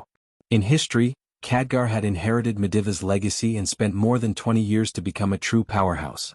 In this life, Khadgar had died when he was still weak. Even though Duque had made him a heroic spirit mage after his death and had given him the right to read all of Karazhan's libraries, as well as the right to absorb other souls to strengthen himself, he had still lacked experience. That kind of life and death experience. Truthfully speaking, only a soul that had withstood all sorts of trials and tribulations and truly matured would have the soul strength that Duque needed for the elemental emissary core. The moment he touched Khadgar's soul, Duque knew that he was disappointed. Not enough. Far from enough. Khadgar's soul strength was barely on the level of a radiant moon mage. In the alliance, he was only slightly better than mages like Gina Goldsword, and he couldn't even compare to Astromancer Solarian, who had joined Duque's side. The arcane energy that Duque had poured into Khadgar's body quickly reached saturation. It wasn't that Duque didn't want to pour it in, but that he couldn't. Even if Duque created new magic circuits for Khadgar on the spot, Khadgar's soul wouldn't be able to withstand these circuits. Duque's eyelids twitched violently. The problem now lay in front of Duque. Should he give up or find a new path? Khadgar's entire body trembled violently. He was very clear about the state of his soul. At this moment, Duque had almost stopped pouring mana into him. Compared to Duque's boundless, ocean-like mana, Khadgar's capacity was far too small. Master, have I disappointed you? No, I should say that I was too impatient for success. Then Duque let go of his hand and fell into a long silence. using the elemental emissary to help him share the burden of becoming a demigod by relying on multiple elemental domains seemed to be stuck. Everything must be divided into primary and secondary. Without a core there would be no branches. As the foundation of magic, the existence of the Arcana School was absolutely necessary. Similarly, the Arcana School's elemental envoys were also necessary. Duque repeatedly searched through his mind. Apart from Khadgar, Duque could not think of anyone else who could become an Arcana Technique elemental core. Arcana techniques were the foundation and the most versatile of them all. A brainless and untalented fellow would never be able to shoulder such a heavy responsibility. The air was silent. Suddenly Khadgar moved. He slowly knelt down. His movements seemed to be in slow motion, and every detail was filled with reverence. "My lord, I feel that the limits of my soul shouldn't stop here. I think I should have a greater possibility. If you have any other methods, master, I am willing to give it a try. Even if my soul is annihilated, I will not hesitate." Khadgar gritted his teeth, a resolute expression on his face. It was almost the expression of a martyr.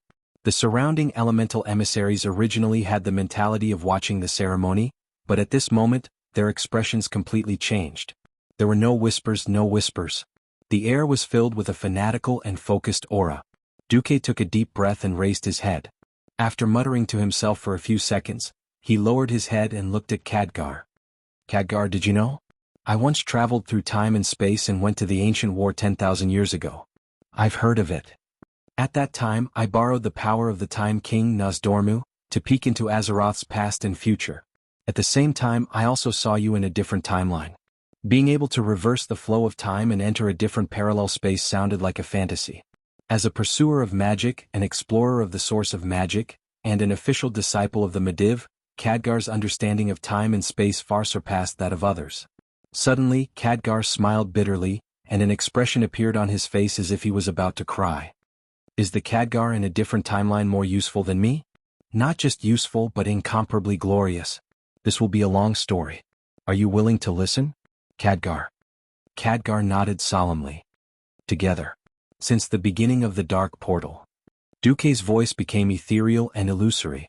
At the same time, a thought wave entered Khadgar's soul. This was a video created by the system Elf using a full 3D image.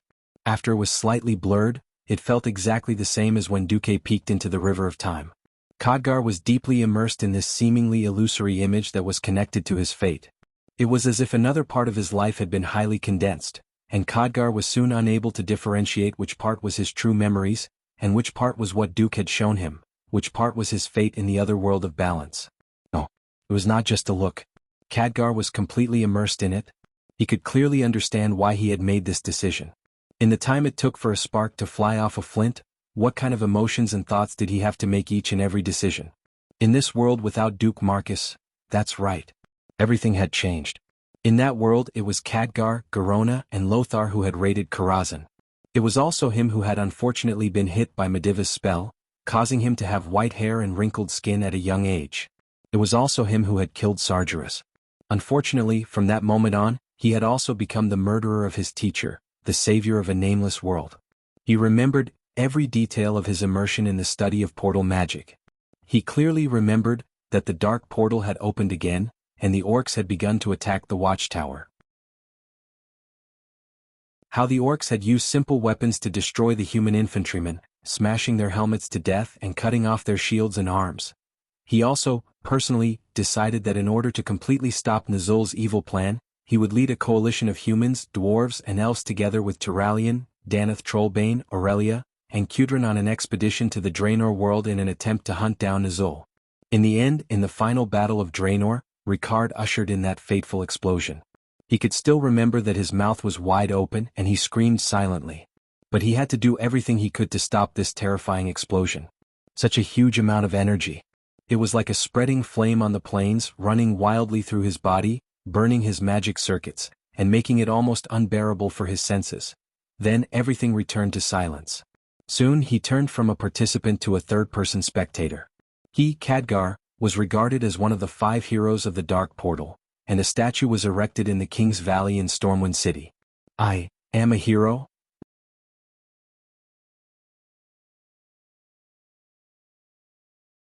Chapter 1299. A piece of history, that seemed to come from another world stirred up all of Khadgar's memories that had been sealed away for a long time. In the past he had many dreams as a youth. He dreamed of being a great hero who saved the world, dreamed of becoming the greatest mage and left his name in history. His parents had sent him to the Dalajan to receive training, and this was what they had taught him. When his innate talent had been activated and he had become a disciple of Mediv, this was also what he had longed for. Goals were different from dreams. Goals could be achieved through hard work and time. But dreams were loftier and more distant. All of a sudden he was told that in the other world of Azeroth he was a hero. All of a sudden, all of his dreams, all of his vanity, and even the occasional hollow feeling in his chest were filled in an instant. The feelings that had been dormant in his soul for a long time seemed to have been awakened. So, I can also be this strong and I can be so worshipped? This feeling was truly wonderful, but in the next moment, Khadgar was startled awake. Was this hero still him? Did the things that happened in the parallel world have anything to do with the main timeline that he was currently in? Khadgar's head suddenly jerked backwards, and his entire body arched backwards. Perhaps in that world he was like the main character in all the legends of heroes, the gathering point of the world. But it was precisely this feeling of reality that brought him a new and dangerous experience that made him feel a little unreal. As Duque's thoughts stopped, Khadgar found that his senses had returned to normal. He panted heavily. This was a habit of his. Spirit bodies did not need to breathe. Khadgar began to carefully distinguish between what was real and what was not. Duque did not say anything, nor did he try to remind or force Khadgar to do anything. In Duque's imagination, not many people would be able to withstand such an impact. In particular, the psychological difference was too great. How many people would be able to withstand suddenly knowing that they could actually be amazing after living such a terrible life for 20 years? From Duque's perspective, this was like opening Pandora's box. It could release many terrifying things such as the most negative emotions. But don't forget that the final item in Pandora's box was hope. Therefore, Duque wanted to take a gamble no matter what. He wanted to see if Khadgar, the most powerful great mage in history, lived up to his reputation. It had nothing to do with one's ability to comprehend magic. There were too many talented people in this world, but how many of them could become successful in the end? Apart from talent, success depended more on willpower. Khadgar's willpower had always been strong. Ho ho ho. Khadgar panted heavily. Can I see it again? In fact, can I see my future self in that world? Sure, Duque replied calmly as he once again sent over the image created by the system elf. Khadgar closed his eyes and slowly relaxed his senses, allowing the large number of images that invaded his sea of consciousness to gradually calm down, until it became as smooth as watching a movie. Scene after scene flashed before his eyes. Khadgar was once again immersed in that virtual me from another world. In that real illusory world, he opened his eyes and took a deep breath. Now he was standing in a memory that belonged only to him. He was standing in a small world with himself as the center. His body was surging with the energy of that world, and what he felt was something that he could not have felt in his 20 years as a soul. This was very fresh and very heavy, and it allowed him to see things that he could not have seen before. That's right. In that world he was the hero. He was the leader. At the same time he had to bear many things that he did not need to bear in the main storyline world. Almost every choice of a high-ranking person was accompanied by pain and sacrifice. There was nothing that could be achieved without paying a price, and there was no war that did not involve death. In this world he had been a miserable low-ranked mage when he was alive. After choosing to preserve his soul, he only needed to fulfill his duty as a steward. He could push all the dangers to Duque and be his own librarian, roaming in the sea of books and immersing himself in magic experiments. In that parallel world, he was the most important magic consultant of the Alliance, as well as an important leader of the Alliance. Every speculation and decision regarding the realm of mystery was incomparably heavy. It had to be said that Khadgar's heart was in a mess, and he was even feeling bitter. But at this time Khadgar saw something else. It was something that Duque had intentionally or unintentionally let him see. Sometimes without comparison there would be no harm. Khadgar saw that under Duque's leadership, the first and second dark portal ended in 2 years. In his own world it had taken 6 years. In this world, Duque had vigorously developed technology and economy, turning the tide many times. In the field of conventional warfare, the Alliance had almost completely suppressed the enemy. On his side, the Lordaeron kingdom had been destroyed, and there was also Alterac, Rapids Castle, Kuel Salis. Almost all of Lordaeron had been destroyed. Then Gloom City had risen and the Sin Dorii kingdom had sided with the Horde. Only when they were placed side by side could Khadgar truly understand just how great the difference between the two worlds was. Khadgar was in a mess and his mind seemed to have turned to mush. He did not realize that while his thoughts were in chaos, the other 5 elemental emissaries were watching in shock as Khadgar's soul strength increased exponentially. This is. Thaddeus' face was filled with disbelief. Only a soul that has been tested is the strongest soul. Alonso sighed. Duque did not disturb Khadgar. Dooku was throwing caution to the wind, completely throwing caution to the wind. He really did not know how telling Khadgar the truth would affect this steward of Karazhan, who had loyally watched over him for 22 years. He could only gamble. Huff huff huff. Khadgar's breathing became rapid. Finally, after 2 minutes he seemed to have calmed down. Duque asked in a low voice, "Khadgar, is it a pity? Is it resentment?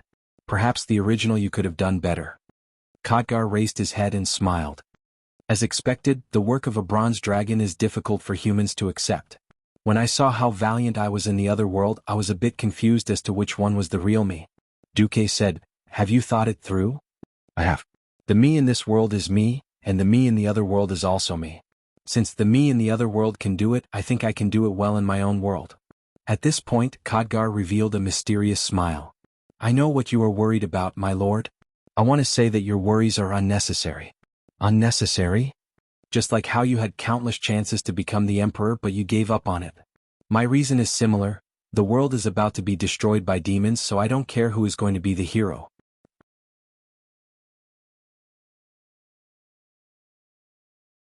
Chapter 1300. Duque was at a loss for words.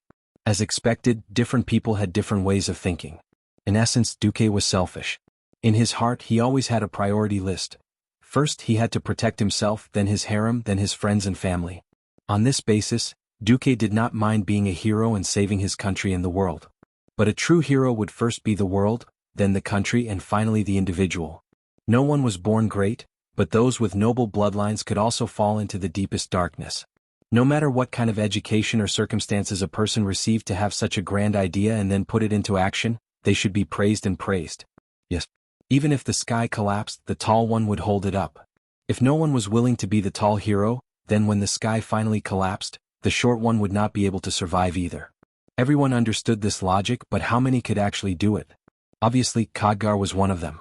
In this life, Duque seemed to have absorbed Khadgar's fate, shouldering many responsibilities that should have been Khadgar's, completing even greater feats than Khadgar himself. From the bottom of his heart, Duque still felt a little guilty. The human heart was very complicated. It was true that Duque could continue to cheat others and trick Khadgar into becoming his magic battery after he improved himself. But what about in the future? Thus, before things got worse, Duque used the parallel world method to improve Khadgar, which was actually a way to save his own soul. Unexpectedly, Khadgar laughed and said, "The world is about to be destroyed by demons. I don't care who's going to be the hero." These words seemed crude but were actually filled with philosophy. Duque's heart was relieved. So this is the so-called gauging the heart of a gentleman with one's own yardstick? Suddenly he laughed bitterly. Speaking of which, this method of infusing illusions was actually displaying different fates and tempering other people's souls, and it was really effective. Let alone Duque, even the other 5 elemental emissaries could feel the strength of Khadgar's soul. To be honest, before this, Dark Witch Farina had looked down on Khadgar. She could not imagine why Duque would choose such a weak soul to be the core of his 6 elements. Who would have thought that a miracle that seemed to happen frequently but was actually impossible to replicate had happened? Originally, Khadgar's soul power was the lowest among the 6 elemental emissaries, but he had quickly become the strongest among them. This made Farina extremely envious. She stepped out of the ranks, bowed slightly, and placed her right hand on her left chest. However, her fair arm was sandwiched between 2 Mount Hyjal, which made her look more alluring. "My lord, what I did to Khadgar just now, can I try it on me as well? If the elemental emissary is powerful, won't you benefit even more, my lord?" Duque glanced at her. Of course he knew what she was thinking. Duque didn't get angry and said, Khadgar saw his own fate in a different timeline, but the things he experienced, the choices he made, the pressure he endured, and Khadgar's indomitable will were the key to his growth. "Are you sure you want to see it too?" "I'm sure," Farina said with a look of great loyalty.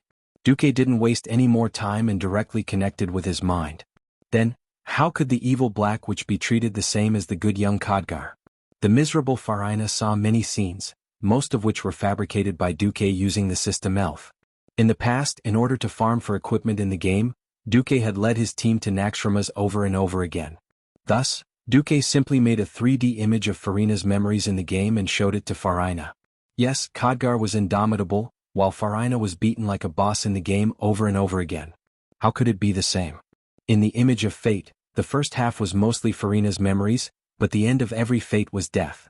It wasn't that she didn't try to resist, but no matter what method she used to improve herself, she was still defeated in the end.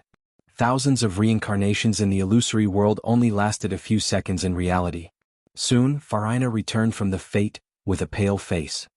Yo, Farina, it seems that you still can't be indomitable. Duque comforted Farina hypocritically. Sob sob sob. As expected, submitting to my lord is my only chance to break free from my fate. My lord, you are my final salvation.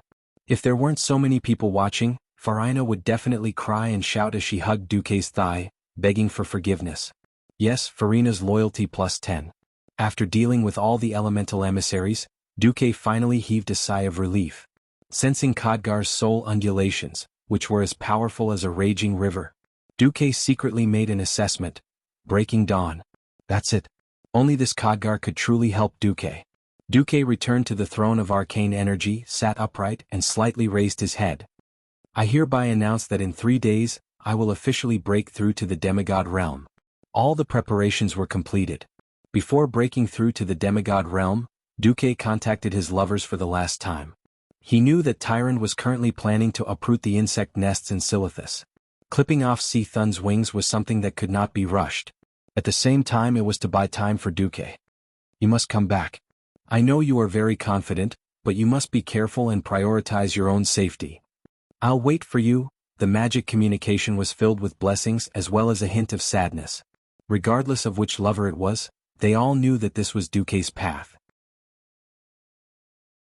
Although no one knew where Duque's magical path would end, as long as Duque himself decided to stop, as Duque's lovers and most loyal supporters, they had no reason to hold him back. Don't worry. I will succeed. Duque's calm smile revealed his strong confidence. 3 days was not a long time and it passed very quickly. The experts loyal to Duque had already entered Karazhan. On the first floor were the guardian knights of Duke Marcus's family, and then Edwin Van Cleef was in charge. In addition, the 2 maids Vanessa and Solarian were also in charge. Duque was at the highest floor of Karazhan, and he had begun to go all out. In an independent space the size of 2 football fields, the ground was covered with magic formations with complicated patterns. These magic formations used the most primitive magic runes of Azeroth, draconic runes. They had many functions such as defending against enemies, communicating with the elemental realm, and so on. All the preparations had been done to the limit that Duque could do. Outside the magic formation, the 6 elemental emissaries were ready. Duque abandoned all distracting thoughts and let out a long breath. Let's begin.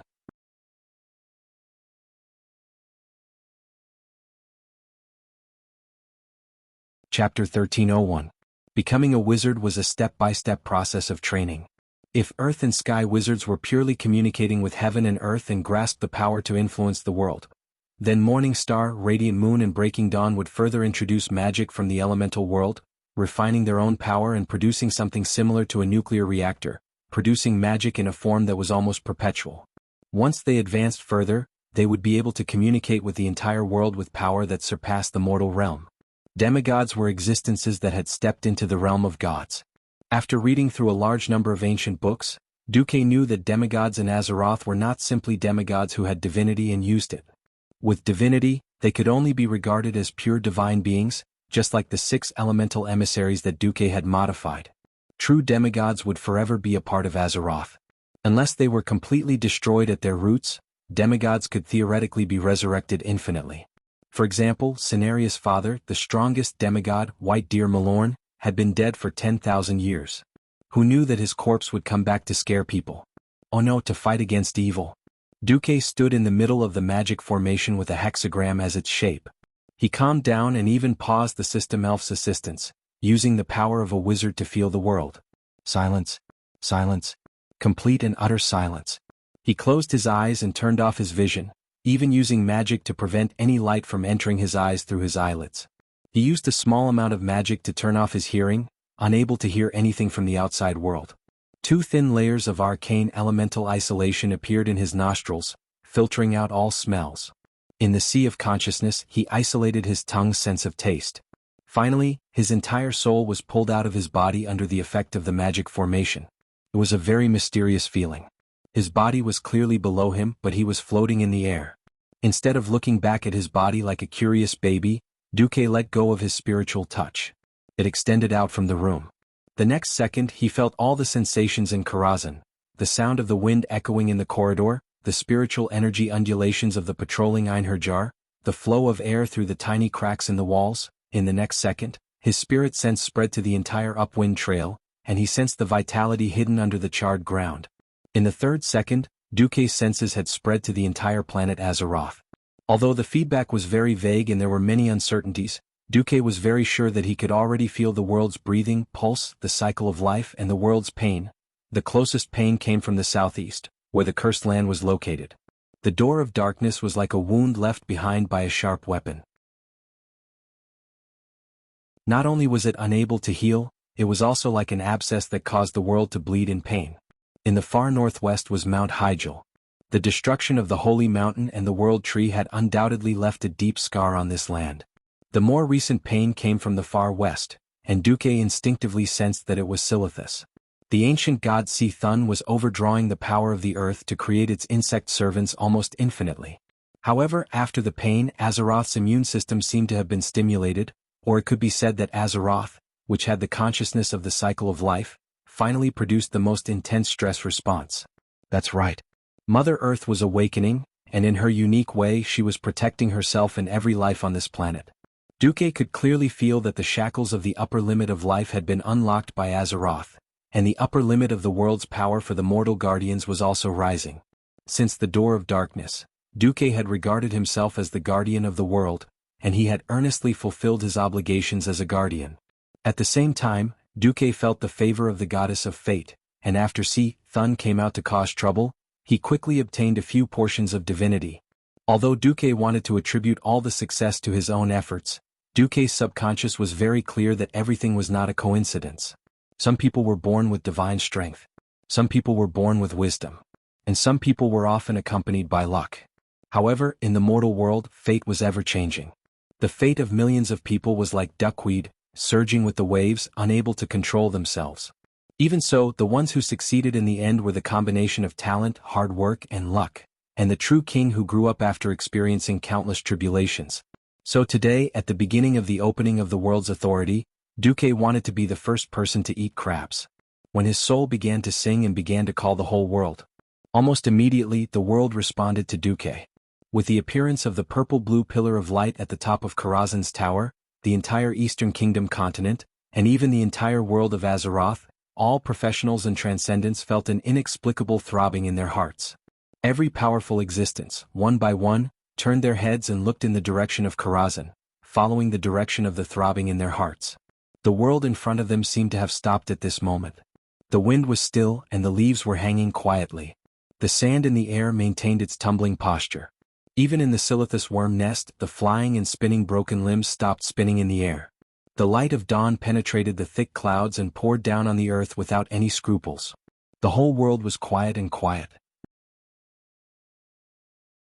Everything in the world fell into silence, as if everything had completely calmed down, bowing its head and making way for the scene that was about to happen. In the center of the endless sea, the big whirlpool that used to be the well of eternity seemed to have changed for no reason. The center of the whirlpool, which was originally spinning clockwise, as if it wanted to suck all the seawater in the world into the other world, suddenly stopped. There was not a single ripple on the surface of the sea, like a mirror reflecting the color of the sky. Unknowingly, Duque opened his eyes, and in his pupils, there was the same whirlpool-like arcane light as in the original endless sea.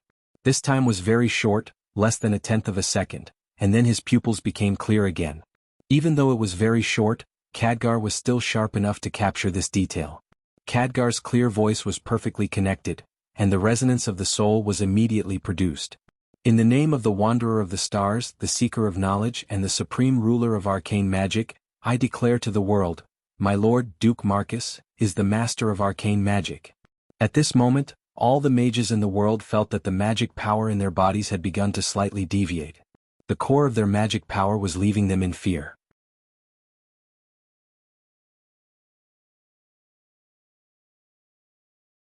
Chapter 1302. The Lord of the Arcane. It meant that a brand new existence had declared its dominion over arcane power in the name of the world to all mages who used arcane spells in the world. Although this dominion was not complete or absolute, and as long as one carefully sensed it, they would realize that this dominion excluded the dragons. However, being controlled by others was never something that made Pharaoh happy. For example, if a true god who controlled a certain domain wanted to use magic in that domain, he had to use it in the name of that existence and follow its rules. The goddess of the moon Elun was an example. To use any magic related to the moon, the incantation had to be preceded by the words, in the name of the goddess of the moon Elun. Usually, one had to offer sacrifices to the goddess of Elun, such as overflowing magic or faith, and use the incantation at the critical moment. Only then would the goddess of the moon care about you. In a domain that was monopolized, it was unreasonable. If you lowered your head, there would be a deal. If you were unhappy, then you could only scram and not use this power. Of course, the one who made the declaration was only a demigod, and his dominion over that domain was not complete. At this time, one had to make a choice. If they were really unhappy, they could add something like free arcane magic in front of the incantation to announce that they were using unowned magic. However, if that demigod became a true god in the future, the person who used unowned magic back then would be recorded in a little black book. Then, when he became a god, he would come back to settle the score. Burning that part of your magic circuit was a small matter, but what was worse was that your children and grandchildren would be forbidden from using it. That would be a big problem. Moreover, the one who had announced to become the Lord of the Arcane was Duke Marcus. Countless mages' expressions changed drastically, especially Anastrian from Kuel Salus, who was now the leader of the Forgotten Ones. He gripped his staff tightly with his bony claws that were so dry that there was not a trace of moisture in them. This feeling was like Duque had slapped him in the face. One slap on the left, one slap on the right. Then it repeated endlessly. She was so close to slapping out a few of his white teeth. The only good thing was that Duque had only just begun to try to become a demigod. First, he might not succeed. Second, he was still miles away from becoming a true god. Unfortunately, he was still unhappy. It was clearly his own power, but in his own soul, in his own magic circuit, the wandering arcana energy was being extracted.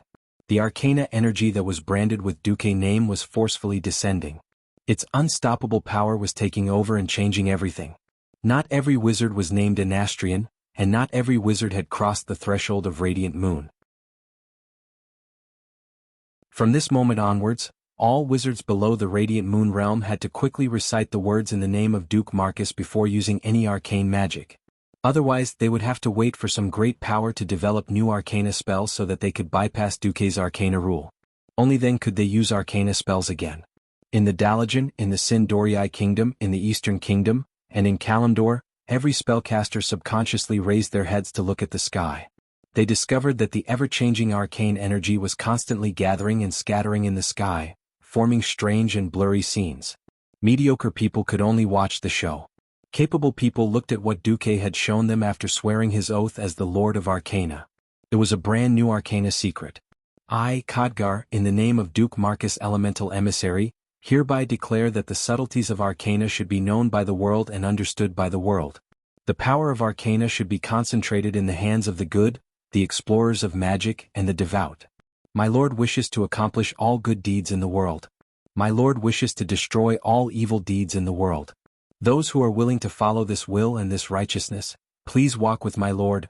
Khadgar's soul declaration was transmitted through the world will, and all the mages in the world were in an uproar. If Duque had just tyrannically declared his power, then this was a classic example of enticing and expressing his stance. These words had two meanings. The first was that there would be rewards for those who believed in him. These rewards were the metamagic abilities, arcane subtlety, and arcane concentration, that the mages themselves had to comprehend. As for the former, arcane subtlety, any decent mage would have to figure out a way to learn it on their own. This was because it could reduce your target's magic resistance by 10 points and reduce the threat of your arcane spells by 40%. There were always people with thick skin in this world. For example, the warriors of the Blackrock tribe were born with high fire resistance. 10 points of resistance was a unit that could reduce the enemy's resistance by a considerable amount. And the threat was to make the enemy more wary of you. For example, if you cut the enemy's arm after they had been anesthetized, they wouldn't feel any pain and wouldn't feel like you were hitting them. Arcane concentration was to further reduce the enemy's resistance to your arcana magic. These two metamagic abilities were very painful even for high-ranked mages. If they rejected Duque, it would mean that they would have to say goodbye to these two metamagic abilities forever. The second meaning was even more direct. Damn it, I'm on the side of justice and kindness. Those who are neutral are fine, but those who are evil can all get out of here. Almost as soon as these words came out, the entire Dalagen was in an uproar. Long live. Praise be to Duke Marcus. In any world, power was in the shape of a pyramid, and those with ultimate power were always in the minority. Most of them were ordinary people at the bottom. Duque's announcement meant that almost every decent mage, as long as they weren't evil cultists, would automatically have two metamagic abilities. For a large group of mages, this was a huge increase in power, or at least 20%. Almost at the same time that Khadgar made the announcement on behalf of Duque, more information regarding arcana magic was transmitted to the souls of the mages, such as the standard of using arcana magic, and that the starting point for exploring arcana magic was to be a Morningstar mage. Every spellcaster could feel Duque's strictness, as well as his demand for mastery of arcana magic. Duque, who was in the middle of the spell formation, did not say a word. He subconsciously lowered his head, and found that beneath his feet was no longer a spell formation, nor was it earth, nor was it mountains and rivers. Instead, it was a world of nothingness with only arcana elements left. This world still had the outline of planet Azeroth. He could even transcend matter and space and directly see the souls on the other side of the planet on the Kalimdor continent. Souls of all colors. Although there were countless souls fleeing from this illusory world of arcana magic, some of them were spinning strangely, some were trembling, and some were even desperately trying to break away from this world of arcana magic. Duque sensed that they were things that had begun to decay. Calamity Army. The Forgotten. The corner of Duque's mouth lifted into a mysterious smile.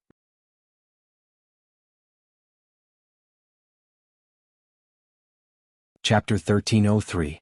The complicated prayers lasted for an hour. Duque was also a little helpless. There was nothing he could do about it. This was because the arcane technique was the core of a mage, and it was also the core of his breakthrough to the demigod realm. Simply crossing the threshold of a demigod wasn't that complicated. If he didn't want to improve, he could just say that he was the guardian of XXX. For example, the wild boar demigod Agamagan, who was killed by two third-rate void dukes. Although he was said to have transformed into the Razor Highland that protected the boars and the boar people after his death, Duque still felt that he was useless. Duque had ambitions and dreams. Otherwise, he would not step into the god domain and just go with the flow like a commoner. Since he wanted to destroy the Burning Legion and break through to the divine realm, then he had to aim for the position of true god. Therefore, from the very beginning, Duque had chosen a broader and more powerful domain as the core strength for his breakthrough into the demigod realm. Duque's announcement to the souls of the entire world made Jaina and Alucia very happy, because from this moment on, they could use other methods to quickly and accurately find out about their lover's condition. Of course, no one knew if those who offended Jaina would have their magic banned after she gave them pillow talk. Just when the pharaoh of the world thought that Duque would be lucky enough to become an arcana god, the pharaoh of the world, in Karazhan, the second elemental emissary stepped out. The manager, Majordomo Executus, was a fire demon. This was because the pharaoh were currently experiencing the soul connection from the world. Whether they wanted to or not, they had to pay attention to it. If Khadgar, who was the first to run out, could be said to have won the hearts of most of the pharaoh races, then Majordomo Executus, who had just run out, had truly shocked many pharaoh races. Damn, a fire demon had come out. What the hell was this? After all, not every pharaoh knew that Duque was so awesome that he accepted a fire demon as his underling. There was no doubt that Majordomo Executus affected the appearance of the city. He looked weak, but his strength was actually at the level of a boss. The special characteristics of the fire demon made it very difficult to defeat or even kill him with the support of the fire element. He raised his arms high, and the horn-like spikes on the outside of his arms and on his back made a cracking sound when he raised his hands. Every pharaoh in the world noticed that they were hallucinating on their retinas. Countless tiny flames were circling around them, even floating up and flying into the sky. Major Domo Executus' slightly strange accent echoed in the hearts of the pharaoh. I, the fire demon Executus, in the name of my lord, the conqueror of the molten core, the slayer of the fire demon King Ragnaros, and the supreme ruler of the land of fire, declare to the world that my lord is the lord of fire. Almost as soon as Major Domo finished his sole declaration, the entire magic world, and even the entire fire elemental world experienced a magnitude 12 earthquake.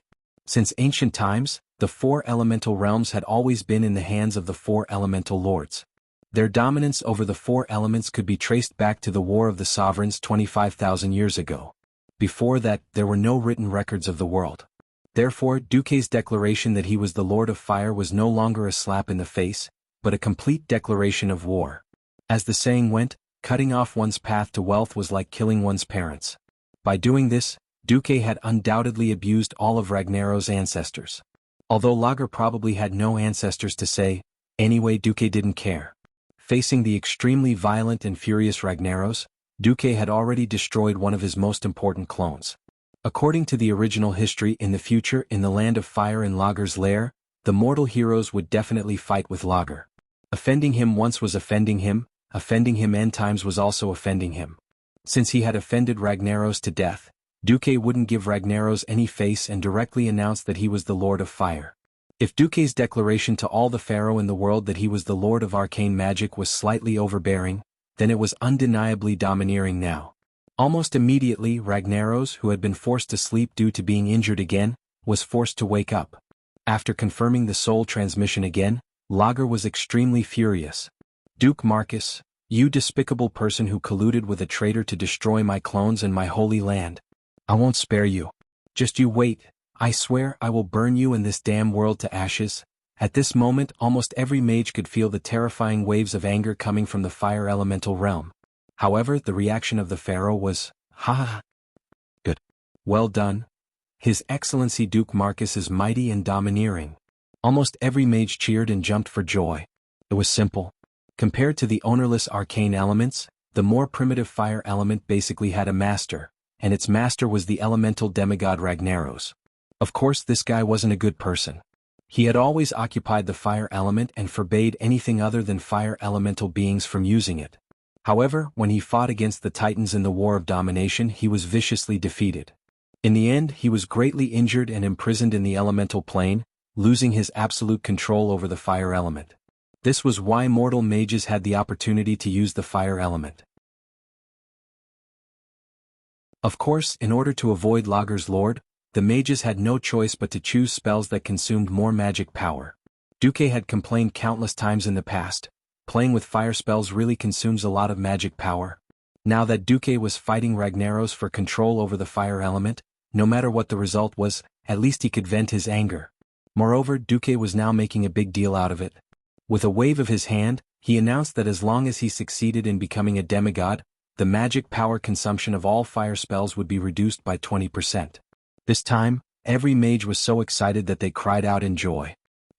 I can't. Lord Duke Marcus, please succeed in becoming a demigod. Please become the god of mages. All of the Dalajan, and even all of the pharaoh's compatriots in the magic world were in an uproar. With the ecstasy of the fire element and the elemental emissary of the ice element, the ice dragon Saffron appeared. The prayer changed.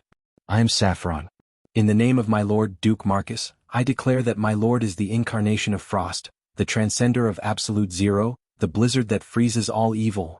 This time it sounded very famous. Anyone with a discerning eye would know that Duque's demand for the frost domain was relatively low. It was just enough for him to use. Others were puzzled by this. Why was Duque so domineering towards other domains, but so uninterested in the frost domain? Jaina was the only one who burst into tears. Sparkling tears streamed down her exquisite face. She knew that it wasn't that Duque didn't have the courage to do it, but that the god of ice element was left for her to break through. You're tuning in to the Han Li's Wuxia Adventures YouTube channel. We're so grateful for your support, and don't forget to subscribe to join us on this incredible journey through captivating stories. Your generosity through donations truly makes a world of difference, as it's the primary source of revenue that allows me to expand and enhance this channel for you. Thank you from the bottom of my heart for being a part of this adventure.